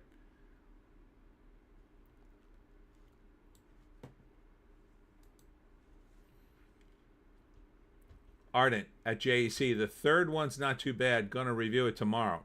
Yeah, I might eventually see it. And the thing about Superman 2 is the friggin' Zack Snyder fans who are determined to defend him. I don't know why. Look, it's over, Zack Snyder fans. I like the look of Zack Snyder. I think with the right screenwriter and a studio head to sit on top of that dude, you can make a fantastic movie. Any movie. He has such a great eye for visuals, Zack does. But as good as his visual eye is, that's how bad his story sense is. He cannot... That guy couldn't find a story if you put him in a library and told him to close his eyes and walk towards the bookshelves. I mean, his story's just... I don't know how he got as far as he has. Like, I would love to have Zack Snyder be the visual guy on the Pineys, because he'd be amazing. The devils would look amazing. The fight scenes would look amazing. But if he said, "Oh, I got some suggestions for the screenplay," I'd go, "Get the F away from me. You are not to touch the screenplay. I told you. You do not make any story decisions whatsoever." But, I mean, look at Rebel Moon. I mean, they threw all this money at him. He was the wrong guy. He's not a writer. He's just not a writer. I don't say that I'm not saying that as a criticism of him as a person or anything. I just think he just can't write. He just can't write. I feel the same way about Todd McFarlane. Like, Todd McFarlane has some good ideas. He really does. Even Todd McFarlane could write a better screenplay than Zack Snyder, I would say. But even Todd, like, he once said in an interview, I could just draw all the pages, change the order, and write the dialogue. And it's true, because that's the way Spawn kind of just kind of happens. But Zack Snyder, and I know there's a lot of Snyder guys out there that love him, but I don't know, man. His stories, what the F are you doing? He doesn't know how to craft a story, in my view, in my personal view. And I'm getting a little flack on my comment section because there are Zack Snyder fans still defending him. Like, oh, it's not right. Henry Cavill should have been in the suit. Like, oh, get over it. Corey, hey, Ardent. I'm driving, so I won't be able to type. I'm doing speak to text, so I'm not sure how this is coming out. I've seen all the Venom second and third awful, terrible movies. Corey, look at the road. JEC, Snyder Bros are just bots. No way people still care 10 years later. I don't know who paid for these bots, though. Like, why? Did Snyder pay for them? Ardent, the Snyder bots are insufferable. Snyder does a great job directing, but he's not suited for Superman. Too gritty to give him indie comics or Dread film. Jesse SDF is here. Hi. Sup, bros? It's been a while. Welcome. Welcome back. Ardent says, Corey, drive safe. Ardent says, low, Jesse. GTSY. JEC, don't get Zach. Get everyone Zach uses. Did Todd write Spawn movie? I don't think so. I think it was based on his comics. I can see people simping for Cavill, not Snyder. Like, he's a good actor. Cavill's a good actor, but he just didn't get a good script, in my view. I mean, and it kind of just got ruined. Like, Cavill will come back. They'll do some Crisis on Infinite Earths movie, 10 years from now, and Cavill will make a cameo, and everybody will go nuts. It'll be fine, but like, it's over, and that's the way it has to be. And just get past it, dude. JC, Zach pays for the bots, duh. He's a wealthy man, never got over it. I don't know. I mean, I think if I was going to pay bots and I was Zack Snyder, I would have paid ones to promote Rebel Moon. But I guess that's not how it works. Although I'm sure there were a few bots for Rebel Moon, maybe. I don't know. Do the bots even work? Do the bots really work? I don't know. David Zaslav champions DC Universe bold 10-year plan after Superman box office victory. So they're calling this a victory and they're moving forward. Yeah, it could work. Look, the problems with the Superman movie can be overcome with further movies that clarify and get better. That is a huge take. To me, that's a huge takeaway from the Superman movie, that it's not perfect. It's got a lot of problems, but not so many problems that they can't build on it and make it better and make the whole universe better. But you see it and you tell me. The problem with the Zack Snyder movie was it was too epic. It was too, like, the stakes were a little too high, even for superheroes. And they did a little too, and it was just too dark. The problem with James Gunn's Superman is it's not epic enough. Everything's a little too casual. Ardent, Rebel Moon is iffy. There's a lot of obvious visual ripoffs. I could build a drinking game around IP spotting. I felt that way about Avatar. And after I saw Avatar, I thought, did James Gunn even, or not James Gunn, did, what's the name? James Cameron even make Terminator?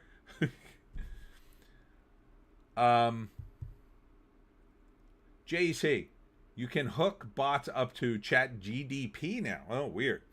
Corey, now you're getting into my character. Richard Donner's Superman, two of those edits are phenomenal. Still the best Zack Snyder.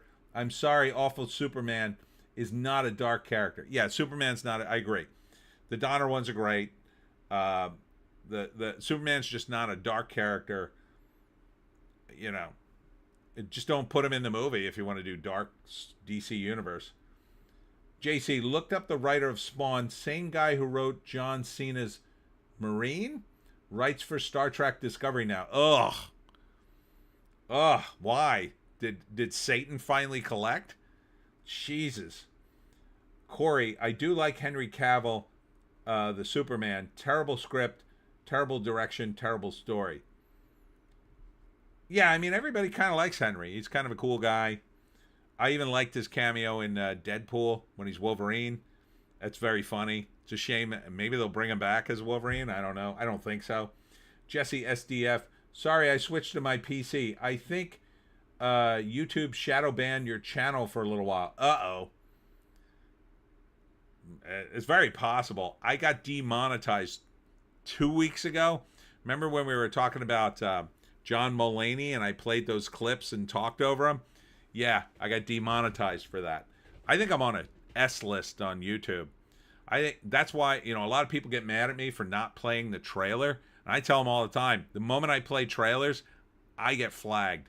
Like, I got flagged a lot for my trailers. I've seen a lot of different people do trailer analysis or play a trailer and do reactions, and they never get flagged, ever.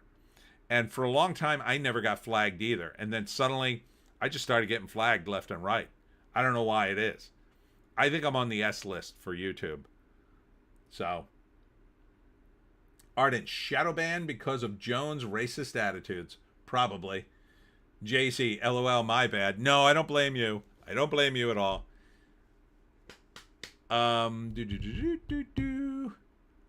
What else? Comic-Con 2025 schedule. Anybody care about this? Star Trek, Alien Earth, Project Hail Mary, and George Lucas' first ever appearance. That is big. George Lucas appearing at Comic-Con. It's pretty huge. That place is going to be mobbed. Just for him, but mobbed. You won't be able to get anywhere near the place. With Lucas doing a friggin' con appearance, it's going to be nuts, man. I hope he's got a security detail that worthy of a man with his money. JC, I was the one who sent you the clip. No, don't worry about it. I played it. And I don't mean that, I just mean that George, he's too famous. No one's ever seen him. There's a lot of wackadoos out there. Be safe, George. I remember I was at Comic-Con and I ran into Mark Hamill and I was trying to use the bathroom, but Hamill's people had sealed off the bathroom. They said, you can't go in. And I was like, why? Like, oh, Mark Hamill's in there, but he'll be out in a minute. And in order for these guys to use a public bathroom, they have to basically kick everybody out and then let them go in there, because otherwise weird things have been known to happen to celebrities. I don't blame him. The Kraken, I am not shadow banned, but I am not a YouTube darling like I was in the first month of my channel.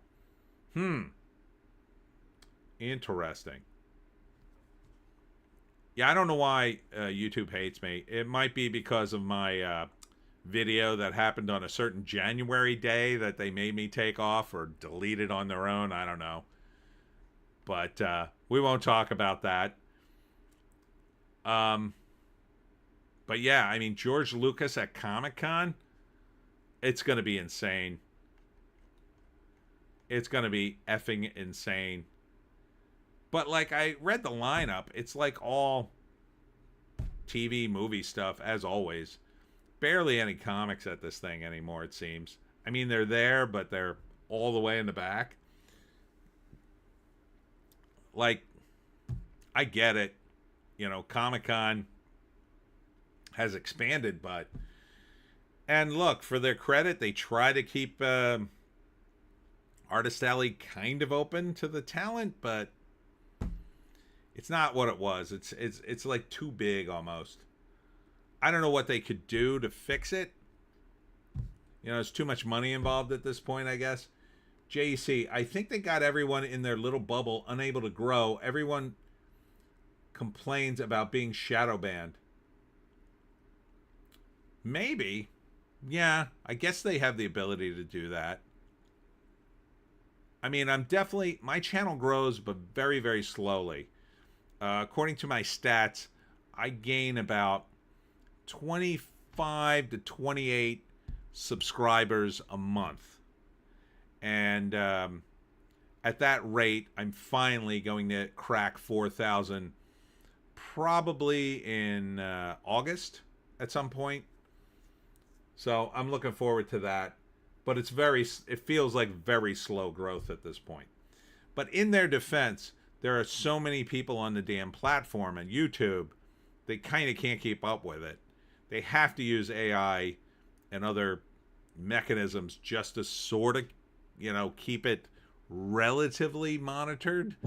And I think the old system might actually shoot things to the top of the queue that they'd be constantly deleting, but who knows. Jesse SDF, I don't know how many of you watch soccer or paid a cent of attention to the Club World Cup. My clubhouse Chelsea FC from London won, so I'm in a pretty awesome mood. Well, congratulations. In America, some people follow soccer. The only people I know that follow soccer are usually Irish people, because I think they want to be like slightly more European than the average person. So they follow soccer and go to like an Irish pub and watch it. It makes them feel Irish, I think. Ardent, just checked my YouTube. I'd basically given up on growing, but I've gained a few subs, 5 or 6 this month. What number are you at? Are you over 1,000 yet, Ardent? The Kraken went from 50 to 5,000 in 3 weeks. Wow. 5,000 to 7,000 in another month. And then from 7K to 8,500 in 4 additional months. At this rate, it will take a year to hit 10K. Wow, dude. You got a lot more guys than I do. Congratulations. I don't know. I don't know what does it. It's like, I don't know. I guess you got to hit the ground running and then get a few hits. I just, Ardent, I'm over 900 follows on X, though. That's growing like a weed. Soccer is still a massive sport here in southern Newfoundland. Ardent, 258 subs on YouTube. The Kraken, nice. Thank you. Just AI slop channel. Well, that's interesting. Now you have to be careful because there was Jeremy at the Quartering had a video about AI on YouTube and that they were going to crack down on it like hard. And I know they're trying to crack down on channels that sort of replay stuff, or comment channels that replay stuff but don't really add anything. That's why I'm glad I don't show trailers anymore in my trailer reactions. And every once in a while I get a comment like, oh, you're not really reacting because you're not playing it, blah, blah, blah, blah, blah. But like, I just can't play it. I know I'm going to get flagged. So at least this way I'm already kind of ahead of the curve. At some point maybe they'll flag me for even showing the damn still on the thing, but we'll see. Ardent, at the Kraken, you may see that changing soon. Then there was an announcement from YouTube dropping the AI channels. Yeah, you might want to get out. You might want to make an adjustment on your channel before they kill it.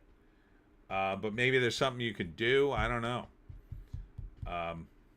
Maybe you could start doing a podcast about AI. The Kraken. The cracking down is really pertaining using AI to make fake events with real people and stuff, but AI art is safe for now. Oh, okay. I did start watching, there's a comedy sketch AI show. And so they make bad AI videos, and then it's like a theme. It's kind of like an improv show almost. There's a theme throughout, and then it's weird, sort of comedy related ones. But like as always, with the AI, they have like the characters, their mouths don't move to the dialogue, so a lot of it's voiceover stuff. But some of it's okay. Ardent, straight react channels irk me. They're not adding anything, just piggybacking on the content of others. No one is that more true of than Hassan Piker from the clips I've seen. That guy, he's been known to get up and go to the bathroom while the video's still playing. Like he's playing a video, supposedly commenting on it, and he gets up and go to the bathroom, just leaves it playing. That doesn't make any sense. But they'll probably never flag him. Ardent, at least when you react to a trailer, you have a technical expertise to apply, and all I do is talk about what I liked in a film. Well, yeah, not that it does me any good. Today I got blasted from some dude so hard I said, F you, and I deleted him from the channel. So good on you for blasting me. How do you like that? As James Woods would say, insta-block. Ardent, Hassan is Twitch's golden retard. That's a good one. The Kraken. The AI guy does a great D&D series with AI voices starring people like Rogan, Trump, Elon, Ramsey, Asmongold, Tate, etc. It is very well done. Wish I had thought of it first. I think I know the one you're talking about. Isn't that the one that takes place in like the Skyrim world? A lot of the backgrounds and stuff are Skyrim. I think I've seen that. It's pretty good. They've had Joe Biden in it for a while. I don't know if they finally stopped using him.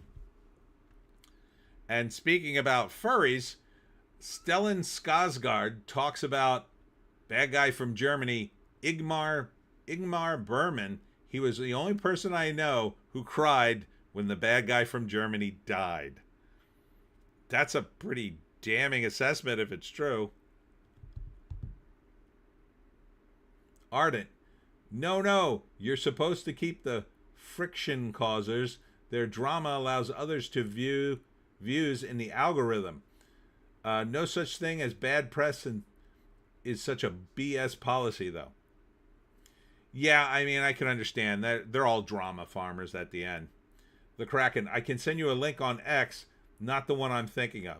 Okay, yeah, send that to me. Check it out later. Yeah, I mean, a lot of people are just drama farmers, but some of them it destroys. I mean, I predicted a while ago that Ethan Van Sciver was beginning to destroy himself, and it seems to me like he has. Whatever was left of Comicsgate, on his end anyway, seems to have been greatly damaged. And like he was hot S for a while, and apparently making big bucks on the stream, and then I'm not exactly sure what happened, but apparently things have fallen apart now, and I can't imagine he's growing his channel anymore.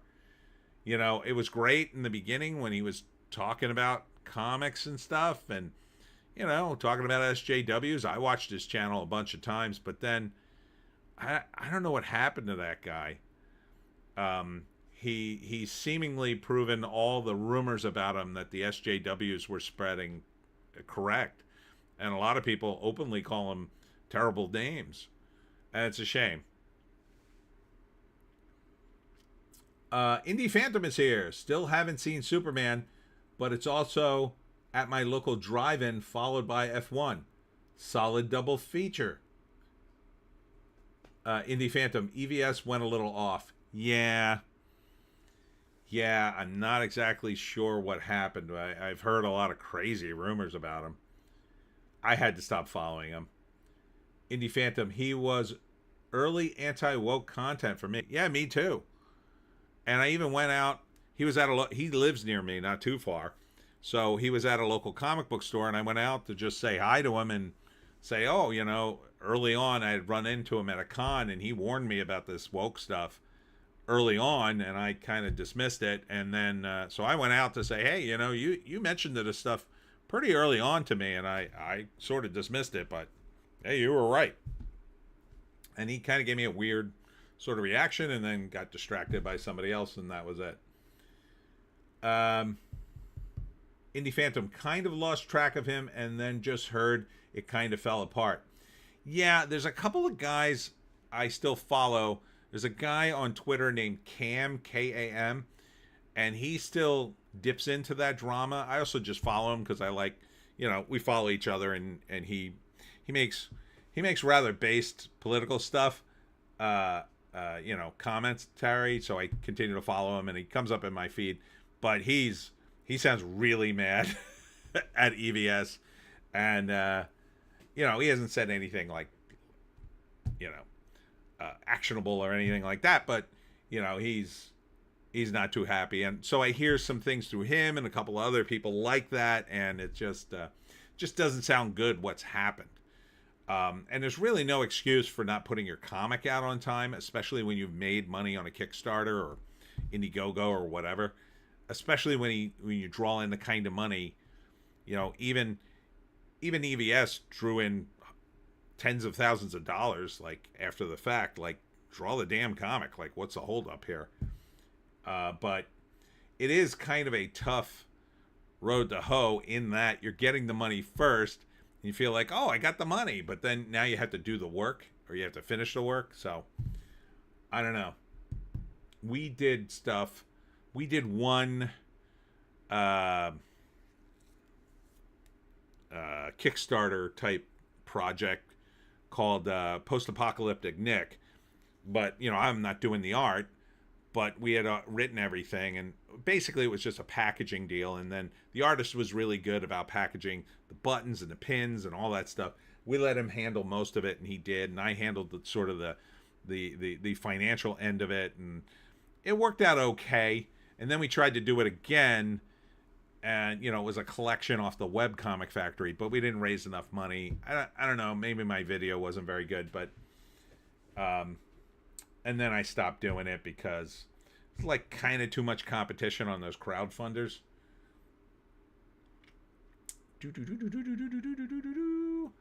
The Kraken.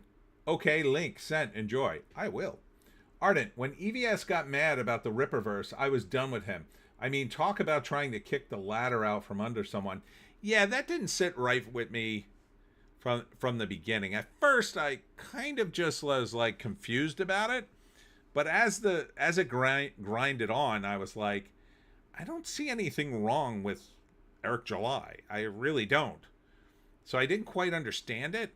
And then it looked like they were going to patch things up, and EVS did a piece for him, or a cover, and that's when it all came to a head and exploded. I don't know if he was trying to generate drama. And then what really did it for me was the whole thing with Yellow Flash, and like the accusations that went back and forth. I felt that EVS had gone too far. That I don't want to rehash that again, but I felt EVS went too far on that, and they nearly ruined it. And I think Yellow Flash was on track to make way more money on that comic. He did okay, and I assume the artist did okay too, but just seemed like it was needless destruction in the comic book world. Indie Phantom. So did EVS go off beyond the Rippa stuff?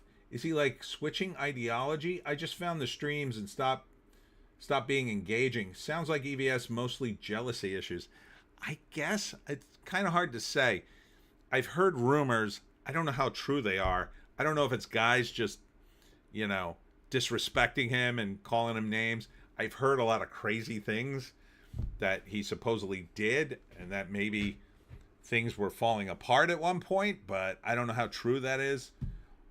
But I do know, I believe, I don't want to say anything that'll get me sued or anything, but my impression is he had this comic called Rainbow Brute, which he collected money for and still hasn't put out. He's been working on it forever, and it's taken forever, and people have complained about it, and some people have said, listen, just keep the money. I don't even want the comic anymore. So that's how long. I think it's been 6 years, I want to say. It's been a long time. And there's kind of no excuse for that. Like, he should just finish that comic. But he's also doing stuff with Cyberfrog, apparently, and who knows what else he's doing. Indie Phantom Eric July kind of had an issue stem from his appearance on Rakita Law one time. Some potential legal issue. Huh. Yeah, and Rakita Law, that was another one that fell apart. Like, I was following Rakita, and I thought, oh, this guy's pretty cool. He likes whiskey. He talks about the law. And then the stuff came out about him, and I was just like, what the F? You never know people until something like that happens. Like, holy cow. What went down with him? If you haven't followed the Rakita Law saga, it turns out, and again, I'll be careful here, my impression is he had a substance abuse problem that was going on in the house while he was swinging with his wife, with this other couple, and while, like, children were in the house.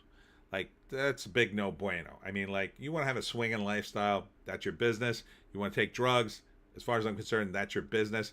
But if there's kids present, that's wrong. You gotta either really, really compartmentalize that S, or you gotta, like, be a grown up and not do that stuff until your kids are out of the house. But Indie Phantom, yeah, Rakita thing was whack. I mean, it is crazy. Like, 1 minute he was just like this lawyer out in the Midwest, and then he was making a lot of it, I think, is the money. Like, I guess some of the, these guys rocket to the top of YouTube and begin to make crazy amounts of money, and he did. I forget what the hell. Oh, it was the Johnny Depp thing. Him and but like the Umbrella guy, who made a tremendous amount of money during that time too. I mean, his views were off the charts. I assume he made a lot of money. Those guys, like in Rakita's deal, I think the money went to his head, and he went crazy. And then, but the Umbrella guy, he seems to be doing fine. He seems to be his normal self. Indie Phantom didn't peg him as a swinger. Plus, he did a live stream where he was very out of it. Yeah. And then the rumor was, a lot of people speculate that something was going on below camera, if you know what I mean. And that he passed out during the stream. And again, that probably all ties in with the drugs and the constant partying he was allegedly doing. But now he seems back on the mend. I think he got off whatever he was on, maybe. But, yeah, the public stuff that came out sounded not too good. Not too good.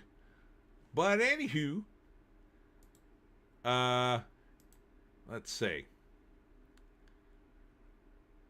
James Gunn got Bradley Cooper for Superman cameo because he needed somebody that could walk in the footsteps of Marlon Brando.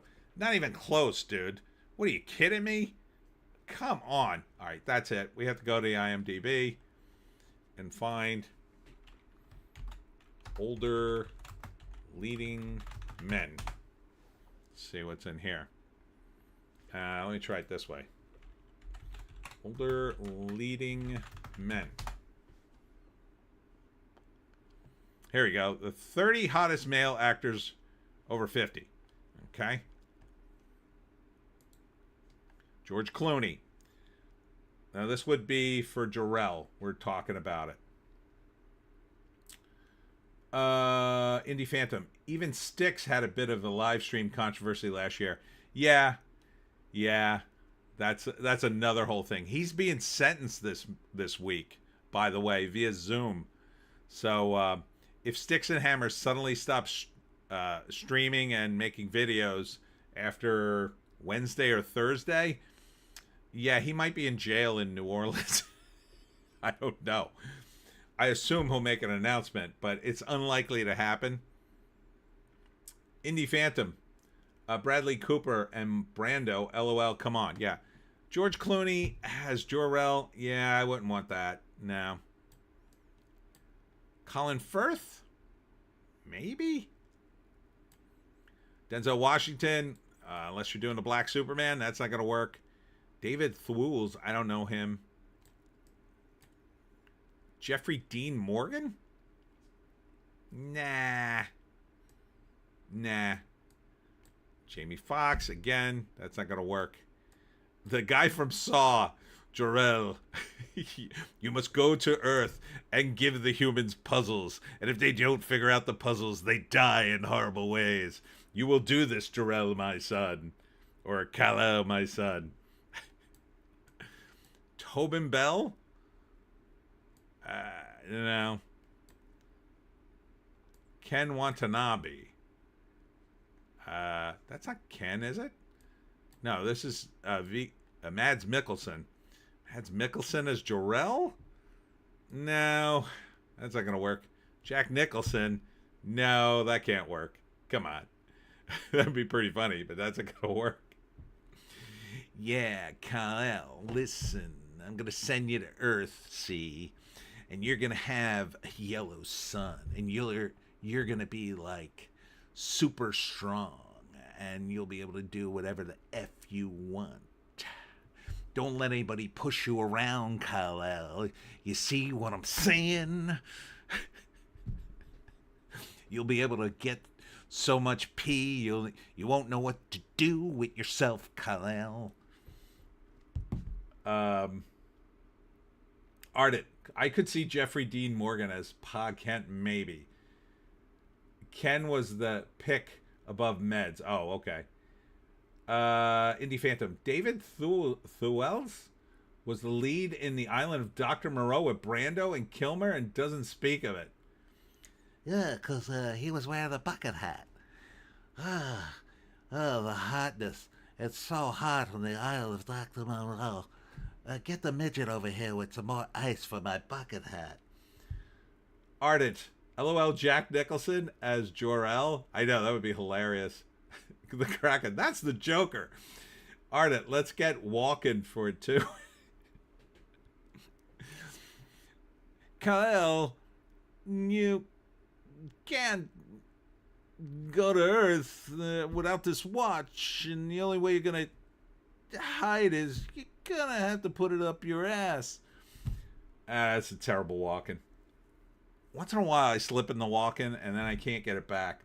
The Kraken, not a bad impression, honestly. Yeah, Jack I could almost do. Ardent, to be fair, Thewlis played Ares in Wonder Woman. Oh, he did? Did not know that.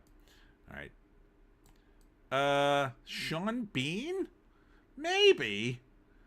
As Jor-El? I could see that. I could maybe see that. He's a little young, but he's got maybe a little bit of gravitas. Ardent, LOL. Good pair of impressions, thank you. Indy Phantom, I could watch the Brando and midget scenes from Moreau all freaking day. I know, they're so hilarious. Sean Bean, I could almost see. Ralph Fiennes. Yeah, he'd need a tube, but he could do it. He's just a good actor. Ardent, Sean Bean as Jor-El. Makes sense, he's gotta die. That's true. Ralph Fiennes, maybe. Oh, what's his face? Charles Dance. Little too evil looking. I don't think he'd work as Jor-El. A little too old, maybe. Is that Jason Statham? That would be hilarious. All right, Kyle. I'm sending you to Earth. You're going to have to do many stunts to impress these humans. Gerard Butler. I don't know. Gerard Butler's kind of burned his credibility with me. Indie Phantom, since we're on Thewlis starred in a flick called Naked in the 90s, which is an awesome and hilarious film. Ardent, Charles Dance, yes. Statham, effing no. Yeah, Gerard Butler, I would have said yes back maybe a few years ago, but man, he's done so many stupid movies. Obviously, Hiroyuki Sanada would not work. Ted Danson? Nah. If you're doing a comedy version, maybe. His hair's too great. Johnny Depp. Johnny Depp as a drunken Jor-El. Oh, it seems, Kyle, I've accidentally launched you into space. I think you're going to Earth. Oh, there's lots of rum there. I'll meet you. Ardent, Ben Kingsley's still alive, right? He'd be an interesting choice for Jor-El. Indie Phantom, Jack Black as Jor-El. Okay, you're going to Earth.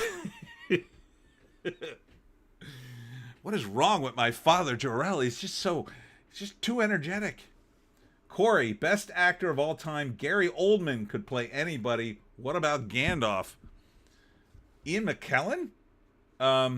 Gary Oldman could be. Yeah, you're right. Jor-El, he could do Jor-El. Depp is too pretty for Jor-El. He'd be a hilarious Bizarro, though. Apparently, Cage is in the running for Bizarro part. No way. Brad Pitt. Yeah, too handsome. Too handsome. I mean, yeah, I think he's too handsome for the role. He is a good actor, though. Ardent at Corey Sosner, hell yes. The Kraken, dude, I was just about to say Gary Oldman. Oh, you guys are on the same wavelength. Liam Neeson. See, he'd be good, but I don't know if he could get a voice that would work. Maybe if they gave him a fake alien language. Although he is a little old for it, but he looks the right age. Will Young Lee, no, he can't do it. Keanu Reeves. Keanu Reeves with a haircut, maybe? Maybe Keanu Reeves. I don't know. He looks too young, though. He just looks too young. Keanu Reeves looks really good for his age, I think. Ardent, after Deadpool 2, we know Pitt doesn't mind short roles. That's true. He had the shortest role imaginable in that movie. Ardent, what about the guy who played Jor-El in the Krypton series? Well, I would bring back a lot of TV guys if I was doing the movie. I think that would be awesome. I think fans would love that continuity. Indie Phantom, Jor-El should be good looking. Not too good looking, though. Robert Downey Jr. That's another guy who's good in anything. I mean, obviously it's not going to happen. Maybe. I mean, I could see it. But for him, it's like almost too little of a part, you know? The Kraken, whoa, the planet is going to explode. Go to Earth, be excellent, and party on. Ardent, Lamau, Indie Phantom, who plays Obi-Wan? He could do it. Name slipping me. Alec Guinness? Oh, you mean not Alec Guinness, the guy, the other guy. God, now my brain shot. Oh, I can't think of his name either now. Frig me. Mark Ruffalo, no, he's too beta. Absolutely not. Daniel K. Day Kim, no, that's not. Will Smith, no. I mean, maybe if you're doing all blacks. Oh, there he is. That's who you mean. Ewan McGregor. Ewan McGregor. Yeah, I could see that. I actually could see that. Maybe get a little bit of Alec Guinness in his voice. Ardent, John Krasinski? Ardent, recognizing it as Ewan McGregor. Indy, yeah, that's it. Ardent, the chat always knows, Tony. I know. I should rely more on the chat. Plus, you guys gave me great investment advice last week. No, I'm just kidding. This is not for investment advice. Do not listen to the chat for investment advice. Indie Phantom, go away, Ruffalo. Yeah, he's a good actor, but that would be totally wrong for him. But Ewan McGregor, I could see that. I could totally see that. You know, maybe dye his beard, give him a slightly different look from Obi-Wan, but give him a little bit of that Obi-Wan voice, but not do the impersonation of Alec Guinness. The Rock. No, come on. Although, I got to give it to him. He was in an episode of Saturday Night Live where he played Superman, but it was like the joke was he had so many muscles and he was trying to be Clark Kent, but everybody knew he was Superman because he was busting out of his suit and trying to work. Ardent, do not buy Bitcoin. Get real commodities like my merch for legal reasons. This is not actual financial advice. Yes. Yes. Buy my merch, Ardent. That is not financial advice either. Ardent, The Rock, how about John freaking Cena? No, thank you. We don't need a Jor-El that likes to listen to China. Oh, this guy, Jason Isaacs. He wouldn't be bad. Although he said something super woke the other day and weird. I think he blasted J.K. Rowling or something. But, yeah, he could be a good Jor-El. He's about the right age. Hugh Jackman. I mean, obviously that would be a confusing choice, and they'd have to change up his looks, but... I mean, he wouldn't be bad in the role, but you couldn't pick him, obviously. Is that it? Oh, a bunch of people without pictures. No, that's it. That's it. Hugh Jackman was the last one. Ardent Isaacs, maybe. Irons too, maybe. I think he's a little too old now. Yeah, he's too old, I think. Oh my gosh, totally lost now. Where the hell were we? Recasting Jor-El. Oh, here we go. Ardent Jor-El-Verine. Jor-El-Verine. What else happened in Variety? Bone star Emily Deschanel was a wreck after being reprimanded in season 1 for being late and unprepared. We were working insane hours. That's a bit late on that story. That was like a big show. It's off the air already, and then didn't they already bring it back? The Kraken. Are we sure they won't give Kal-El 2 moms? Susan Sarandon and Meryl Streep? LOL. Indie Phantom. Why are they talking Jor-El if Gunn isn't doing an origin? Well, he kind of mentions it. The Kraken. You know they were thinking about it. I know they were. James Gunn says he's incredibly grateful for the successful opening of Superman, a hopeful testament to the kindness and quality of human beings. Yeah, like Gunn kept saying, oh, it's about kindness, it's about kindness, it's about kindness. I got to be honest, the movie doesn't have a tremendous amount of kindness in it, except from Superman. Like, Superman, it does come off as a super kind guy who's just trying to use his powers. And I kind of like that part of the movie. I don't think he executes it quite as well as he could have, but it is good. It is positive, I'll say. All right, that's it for Variety. Moving on to Bounding in the Comics. Article claims Warner Brothers Discovery CEO David Zaslav shelved J.J. Abrams and Ta-Nehisi Coates' Black Superman movie for being too woke, and for some reason there's a picture of Idris Elba there. I'll tell you, he'd be good. Idris Elba would be good. There's a character in Milestone Comics they did who was basically Black Superman, but he was called Icon. Idris Elba would be perfect for that role. He's a perfect age. He looks the part. That would be a cool movie to see. Why they're not developing... I kind of know why. Apparently, the Milestone Comics are caught up in some legal machinations that haven't resolved themselves yet. So, but if you were going to do Black Superman, the Icon movie would be fine because you wouldn't be race-swapping Superman. You'd be introducing this new character who was written by a black creator, and he has his own origin, which isn't bad. I mean, the origin of Icon is he was an alien that landed on Earth in a little, like, pod, and he was a passenger on a spaceship.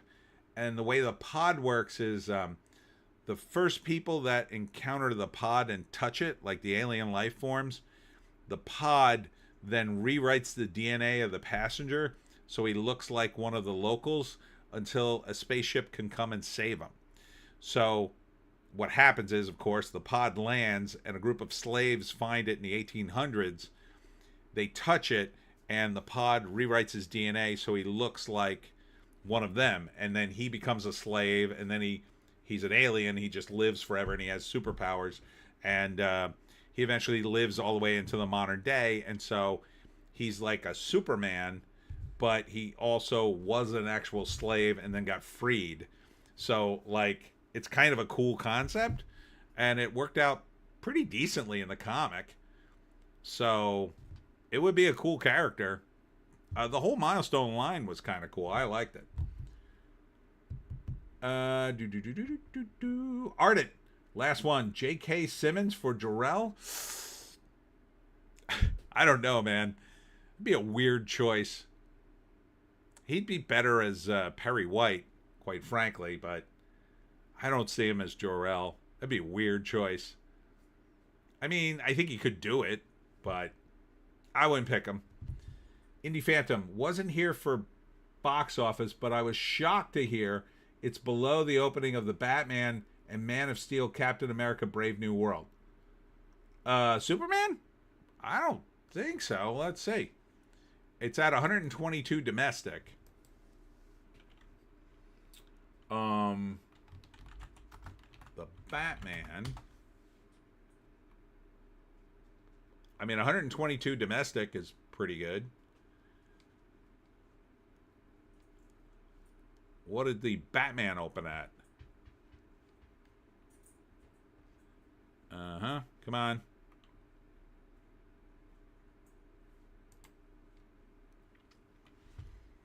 Oh, man. The numbers. Oh, there it is. Full financials. Summary. Opening weekend was 134. So it's comparable. It's not much lower. What was the other ones you mentioned? Oh, Captain America.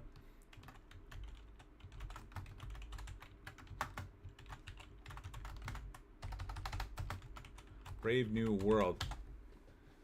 I think that one... Did that one make over 122? Come on. Load, damn it, load. I mean, this thing only did 413. I don't even think it made that. Ardent. There is an alternate Earth Superman, which I think was the one Coates was going to write. Lord Zod. I think, yeah. Yeah, the opening weekend of Captain America was only 88 million. I knew that couldn't be right. And then Man of Steel.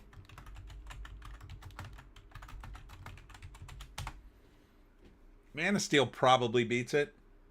But that was kind of at a different time.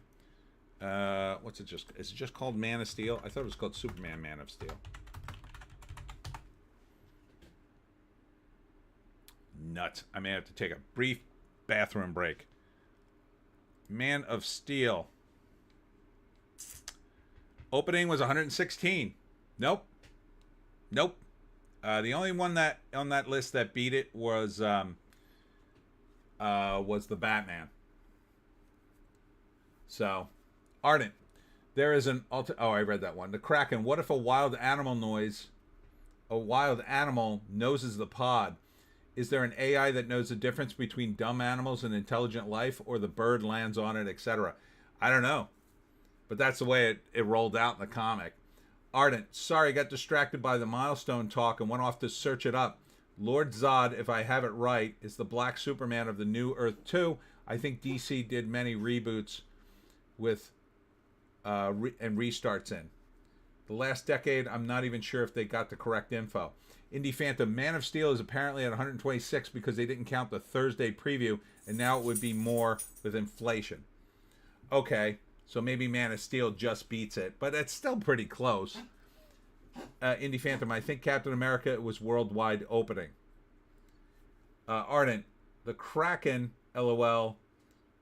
At the Kraken, LOL. Twisted option. A bird poops on the pod and the DNA of one of its parasites overwrites the guy. Indie Phantom. Jurassic World is doing better. Non-domestic. Ardent. Yay, bathroom break. Joan, racism hour. All right. Hold on, Joan. Be a good pup. Come here. All right, stay there. Stay there and don't be racist.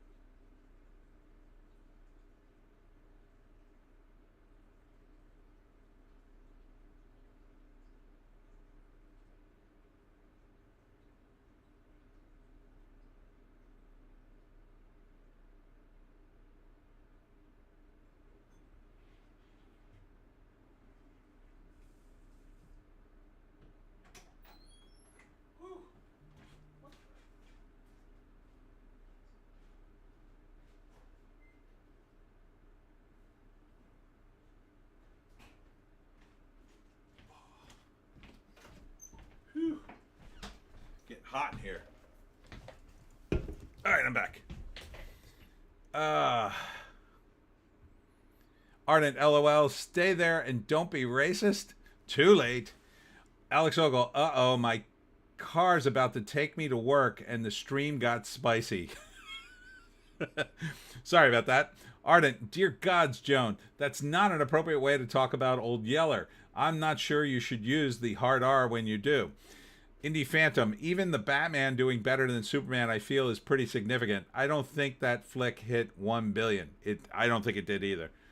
The Kraken, I'm getting coffee. Alex Ogle, Joan is pulling off some pretty slick moves there. Ardent, that double backflip in the pike position was incredible. Well, Joan, once again, has upstaged me. Fortunately, oh my God, these are so good. Waterloo. I should get a deal with Waterloo. I plug them enough. Waterloo is the best seltzer I've ever had. It's so delicious. Oh, and this one's so nice and cold. I mean, I don't know. I think it's pretty close. I will say that ultimately what you're going to see in the Superman movie, looking at the numbers here, it's probably going to be less than the worldwide box office. But I don't know. We don't have the Chinese numbers yet, I don't think. Ardent, Waterloo sponsorship when? I know. That's what I keep saying. But moving on. Where were we? Superman 2 actor Jack O'Halloran says using the Man of Steel correctly means promoting the American way of life. Oh, that's the dude who was Zod's sidekick. So it was General Zod and the girl who threw the manhole cover. This is from the Richard Donner film. And then the big guy, the big silent guy, that's Jack O'Halloran. And he's apparently based American Jack O'Halloran. Thank you. It took a Superman villain to straighten people out. So good for him. 90s Superman Dean Cain, also very based American, stands up for truth, justice, and the American way. As a motto, clarifies what makes the ideal inclusive. Yeah, I think it was stupid they didn't use American way. But quite frankly, they should have just not even mentioned it. Because the movie just blows by it so fast with so many different things. Like, I wouldn't even have remembered that if you hadn't kept your mouth yapping, James Gunn.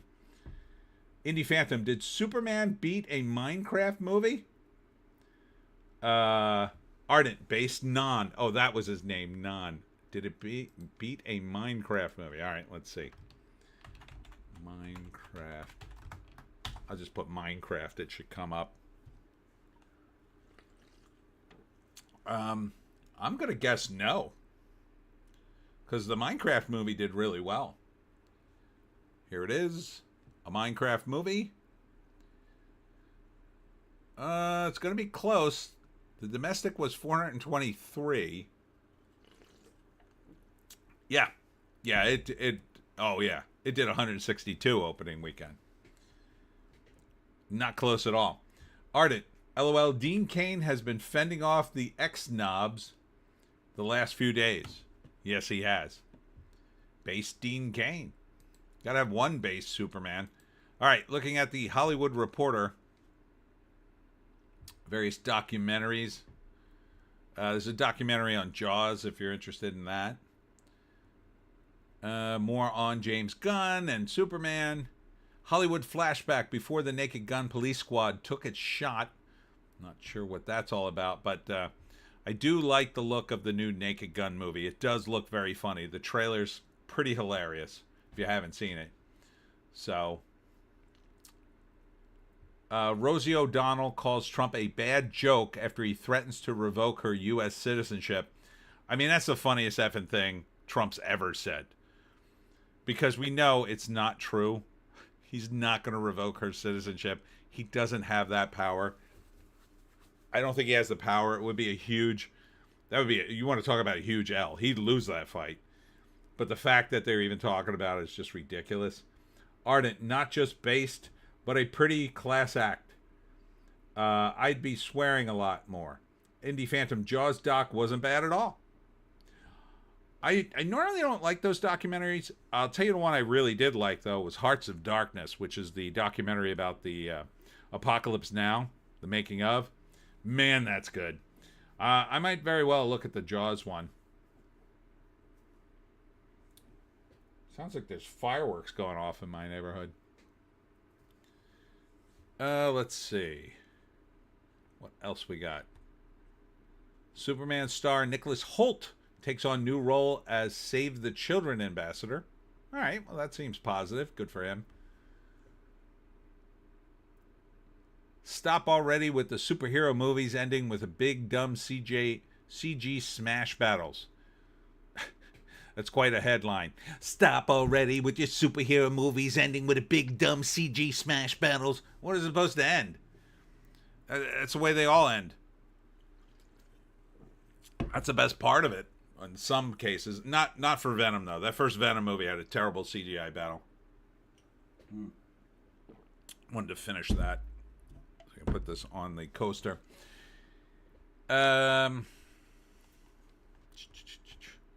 Ooh, who's that hot chick? Kenny and Kaylor Hope. She's a cutie. Love Island. Let's see. Anything else here? It's all about Superman today. Superman. Box office James Gunn. Superman flying to $55 million Friday for $115 to $120 million U.S. opening. So it did $122. I heard $130 initially. So it's about where they predicted. Bleeding Fool. Why J.R.R. Tolkien hated Walt Disney's fairy tales. I don't know. I didn't know they had a rivalry going. Let's see. Anything else here at Bleeding Fool this week? Remembering former Jim Shooter, former Marvel editor-in-chief Jim Shooter, who's dead at 73. That happened a little while back. That was very sad. Huge fan of Jim Shooter. He was very nice to me. Indie Phantom Hearts of Darkness was a whole other level because it's almost all behind the scenes. I know, it was really good. And in other comics news, that's very sad, Diamond's bankruptcy, this is Diamond's distributors, is costing comic book publishers and RPG companies thousands. Because apparently they were stocked up with a lot of their product and they're either selling it off or they're not getting it back and they're not getting paid. Oh man, that must suck. To have a comic out and need that money. Oh man.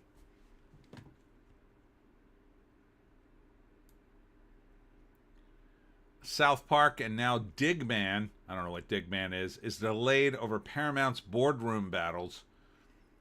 Yeah, get this deal done. I bought 2 shares of Paramount. I thought I could roll it over after the deal for a quick $20 a share or something. Oh, and it's just been going on and on and on. Make the sale happen. But the big news for my tiny portfolio, I also own 2 shares of Lionsgate. And Lionsgate went right into the toilet right after I bought it, just about. I mean, it went into the red anyway. And now there's rumors Legendary may buy Lionsgate. And I finally get my money back, at least. I think. This is not financial advice, obviously. Deadline. Let's see. Bryan Cranston vowed not to film or promote troubled picture until cast and crew are paid in full. So that's kind of a good thing. I'm not a big fan of Cranston's persona off camera, I'll say.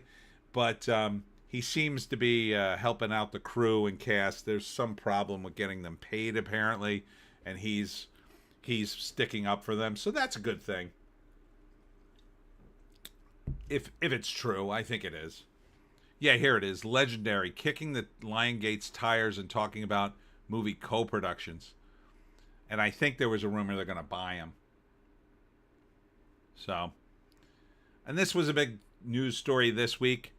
The CEO, Linda Yaccarino, left X. And so now Elon is, I don't know what he's doing. I'm not sure why he kicked her out either. I don't know if it has anything to do with his spat with Trump or not, but we'll see.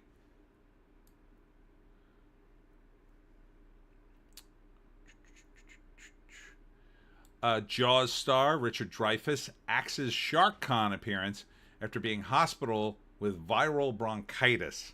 So everybody send well wishes to Richard Dreyfuss, who's in the hospital. I hope he's okay. He's up there. He's in his 70s, and hope he recovers. He's pretty based in real life, it turns out. He was in a indie production where he plays a gangster, like a retired gangster. He was pretty good in the role from what I saw.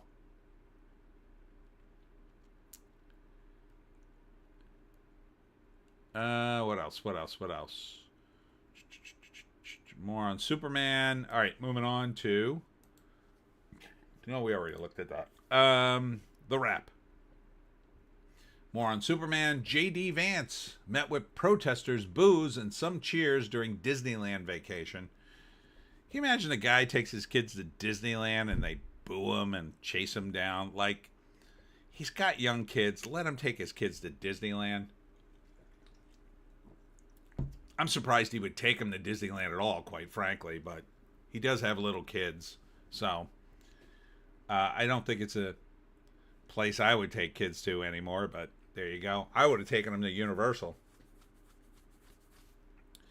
All right, here's a full list of upcoming DC movies, allegedly. Oh, it's behind a paywall. Nuts. I hate when they do this.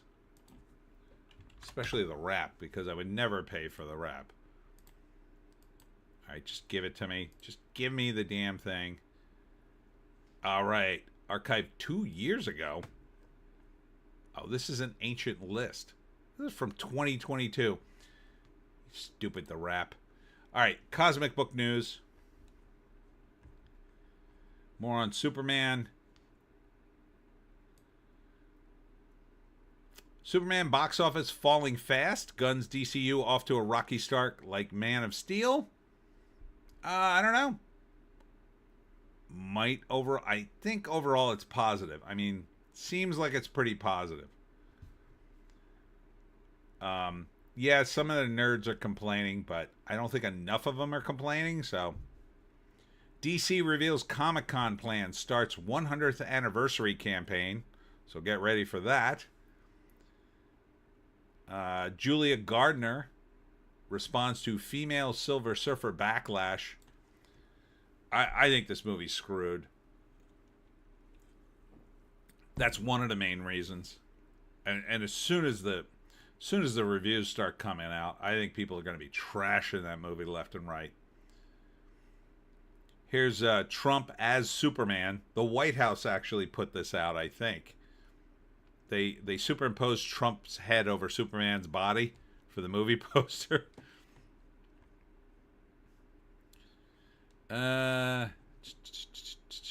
Superman spin-offs already talked about. Mr. Terrific, Jimmy Olsen, and more Nathan Fillion. I could see Mr. Terrific and Nathan Fillion. Not Jimmy Olsen, though. This isn't the 1950s. In the 1950s, they did a Jimmy Olsen spin-off comic and went many, many issues. I can't possibly see that as a movie, but he wasn't bad in the movie. But Mr. Terrific has superpowers. He was kind of cool. I would love to see a Guy Gardner movie. I don't think they're going to give him one, though. They might give him put him in the Green Lantern Corps. I think they'll do that, something like that. But I don't think they're going to give him his own movie. Maybe. Mr. Terrific, I think they've already made that call. or they'll just do a Justice League or Justice Gang. I mean, they're calling it Justice Gang for some reason. Maybe they'll do Super Friends. Maybe they'll pull out that old chestnut. Ardent. Ironically, the White House attempting to meme for Trump, and it's memers online who are the most pissed about the Epstein files not being released. Yeah, it's funny to see that meme too during that week, because it really hit in a different way, you know, because they posted that, and then the comments were like, you know, can you go back in time and get us the Epstein files? Like, you know, it's everything now is that Epstein files. So I don't know, man. But again, maybe Trump has a plan. If he does, I hope he executes it soon, because I don't think this is doing him any favors. All right, moving on to That Park Place. Superman struggles in international box office. Lopsided launch exposes DC's global weakness. That's no bueno. Let's see if they have any information on the Chinese box office.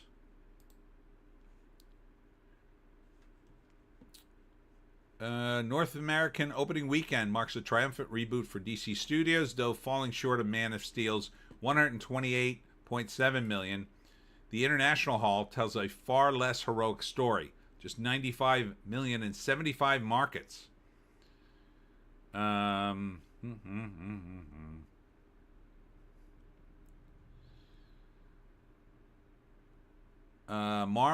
Franchises like Marvel's typically rely on overseas for 60 to 70% of their totals. 95 million is below Shazam's 102 million international opening. A lighter, family-friendly DC entry benefited from lower expectations and a $100 million budget. It's also perilously close to the massive flop Captain America Brave New World's reported 92 million overseas start earlier this year.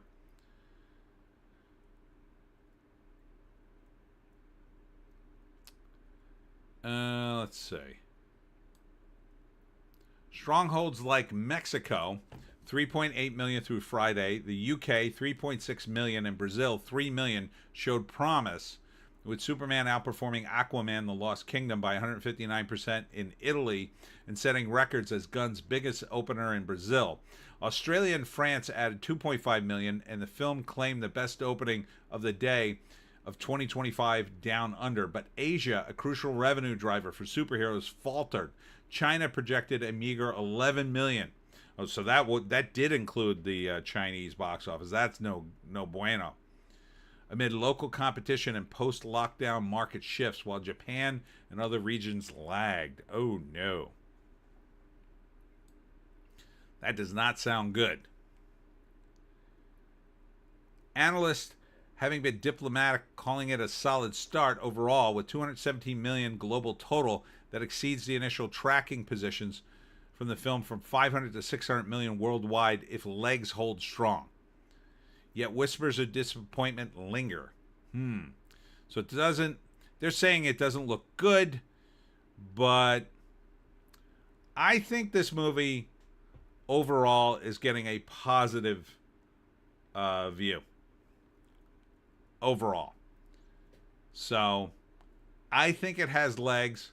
We'll see next week. That's the crucial week. So a sub 50% drop could propel Superman towards profitability, but persistent international weakness might cap its ceiling at 600 million. That would be respectable, but far from the $1 billion benchmark. This isn't going to make $1 billion. There's no way this makes $1 billion. But I don't even think it'll make 600 million, quite frankly. I think it'll be close, but it might just squeak over that. I think that'll be fine. As long as you've got the toys. The toys are going to make it a lot of money. All right. Was that it for that Park Place? Tim Burton confirms his next project is an animated movie, but the script hasn't been written yet. Okay, so look for that. Breitbart. President Trump welcomed with thunderous applause at FIFA World Cup final. Oh, there you go. There you go, Jesse. There's some soccer stuff in it for you. And they're celebrating the anniversary of Trump not being brutally shot in the head. So good. Good for that. Checking the entertainment section. Here it says, this is Breitbart. Superman bombs in China days after James Gunn traveled there and gushed, over the communist country. It's like coming home. Jesus, James Gunn, what are you doing? That kind of pisses me off. That really pisses me off. I hate when they suck up to China. Country legend George Strait announces benefit concert for Texas flood recovery. Well, that sounds positive.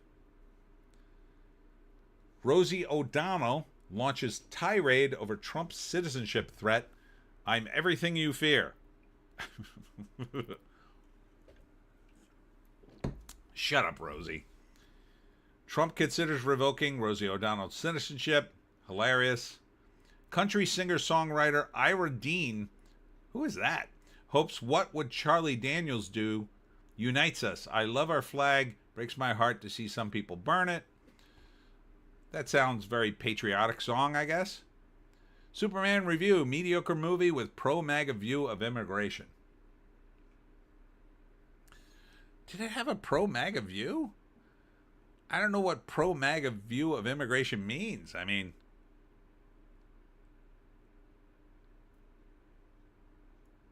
yeah, I'm not sure what they're referring to.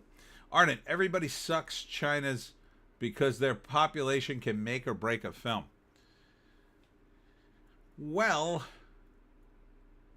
I think there's a way to do it that you're not sucking up to China. You have to understand that, I mean, Trump's able to go to China and get respect. Why can't James Gunn? Why can't James Gunn do it? Just be respectful and say, oh, thank you for watching my movie. I mean, when you say it's like coming home, that's weird. It's very weird. Yeah. All right. So that is about it for what we got tonight. I think that's yeah. That's it. That's the end of my tabs. But yeah, it was all about Superman. Surprise, surprise. Surprise, surprise, surprise. Yeah,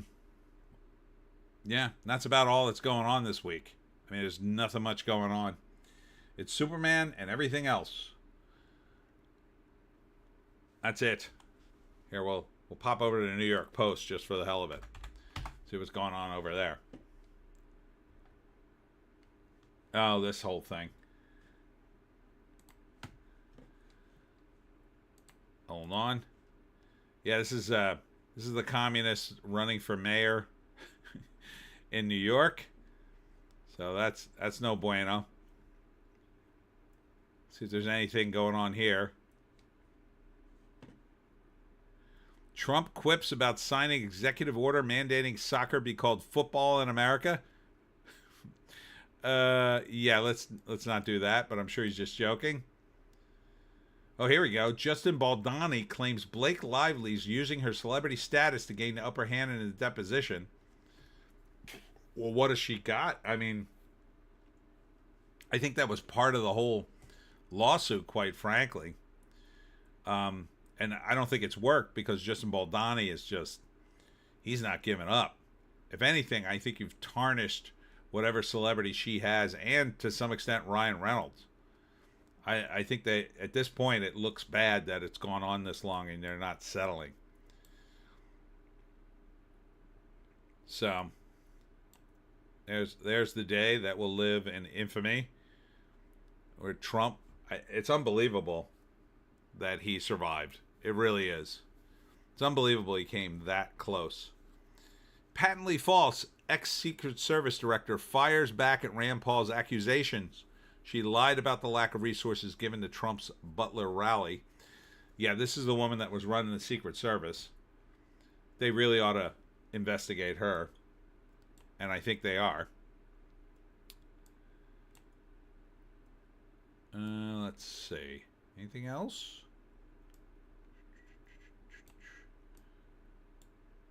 There's Richard Dreyfuss in the hospital.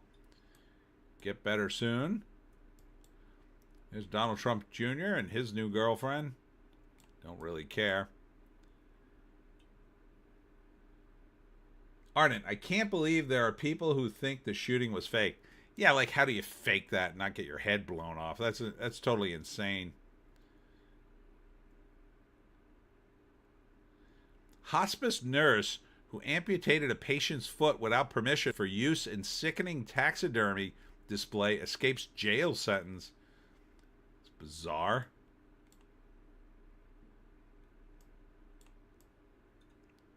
More on the election in New York. More on Camp Mystic. So sad there. Hello. Oh, here's a good one to end on. Kylie Jenner. I mean, she looks good. You got to give her that. She looks good in a bikini.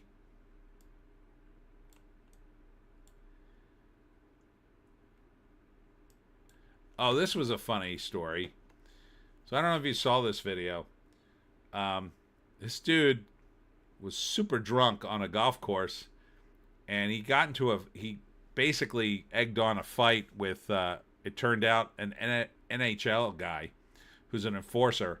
Corey, if you're still in the chat, I'm sure you know who this guy is, because he's a hockey guy. Former NHL player Nick Tarnasky. And he beat this guy. Let's see if they have the video here. I'll play it. So, but this guy got beat up, but he came out and he said that he was drunk and he was belligerent, and so he kind of deserved it. Let's see. I'll play it without the sound. So here he's being, yeah, all right. So he's going to talk about it, but man, he just wailed on him. He wailed on that dude. Corey, it was great. He made the sound effects as he beat the balls off it. Arden, okay.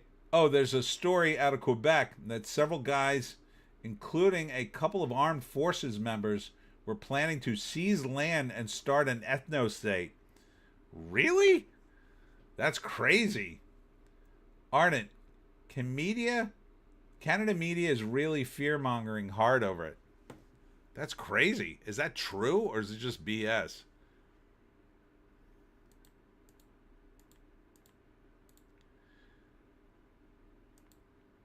Yeah. More about immigration. More about how terrible California is.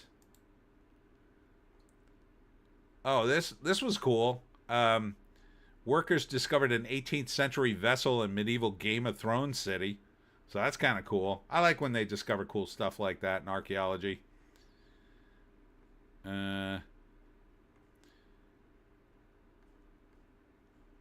This dude won a Leo DiCaprio look-alike contest in New Jersey. I don't think he looks anything like him, really. But okay. I'll have to talk about that in Piney podcast. I'm obligated. It happened in New Jersey. I have to talk about it.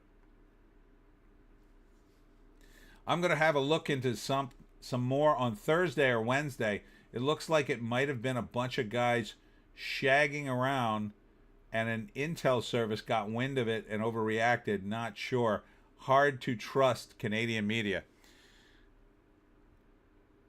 Ardent maple flavored Pravda Bastids. Yeah, and it's possible it's just a big setup, because that's what our government does sometimes.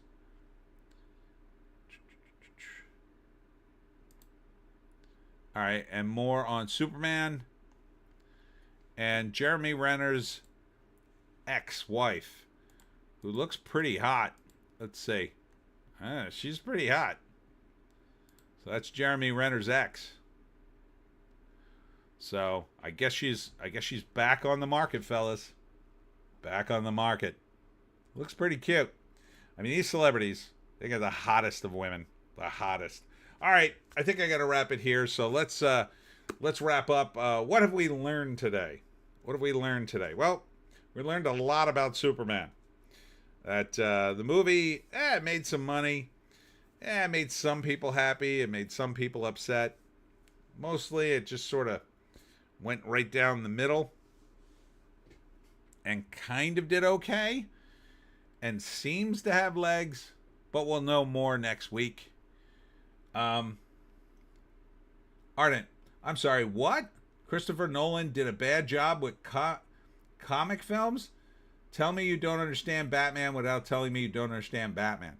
Yeah, I liked Nolan's Batman movies. I didn't like the third one's not great, but it's okay. Ardent, okay, I've learned that Kylie Jenner looks pretty damn good now that she's old enough to look at. Yeah, she looks pretty good in a bikini, I gotta say.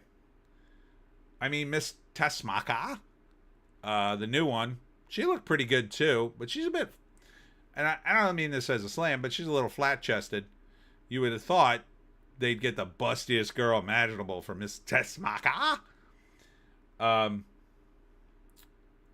You know, again, Lois Lane would have been an excellent Miss Tessmacher. And they do something with her character that it's a bit nutty. They go way out of their way to make her, well, I won't say. I don't want to give it away. You go see the movie if you want to. What's coming up? Oh, tomorrow I will be in Beach Haven, New Jersey. And let me get the exact deets on this so I don't screw this up.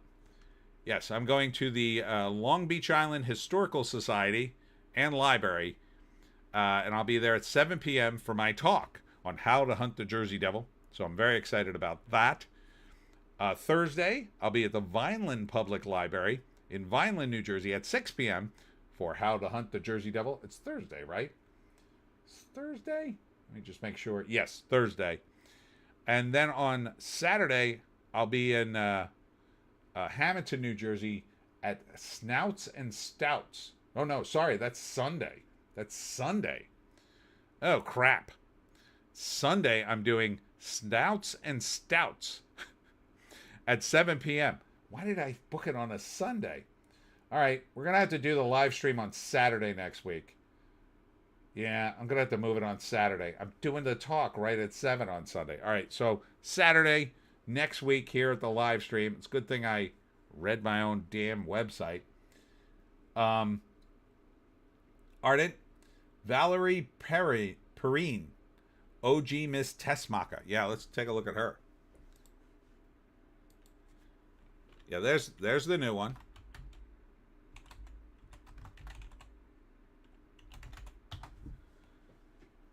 All right.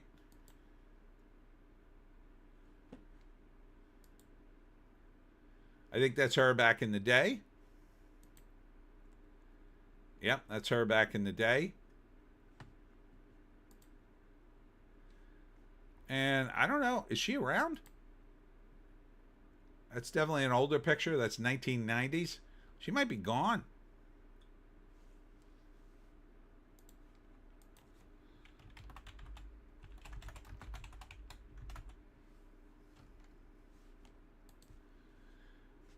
And there she is. Is that a current picture? She looks pretty good. 1943. So she's up there. She is not gone. She is still around. But she is, that would make her 82? 82-ish, somewhere in there. If that's a current picture, she looks pretty good for 80, 82. Ardent, LOL. Looks pretty good for 82. Let's see, was she in anything recently? 2016, she was in something called Silver Skies. So, still working. little bit, little bit, little bit. All right. 81 to 82, yeah, says Ardent. All right, everybody. That's it for me, Tony D and Little Joan. I'm going to get myself another drink and make some more videos. Tune in to the Piney podcast later on when I do that. Don't forget to check out the Pineys Book 18 coming out this month. Putting the final touches on it maybe this week. And doing something a little special for the back cover. And I'll be doing a video for it. I got an idea for it. I can't really tell you what it is. Ardent says, hasta luego, amigo. See you later. Later, Ardent.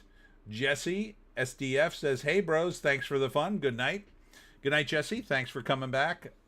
Ardent says, later, taters. Later to you. And we'll see you in the next one.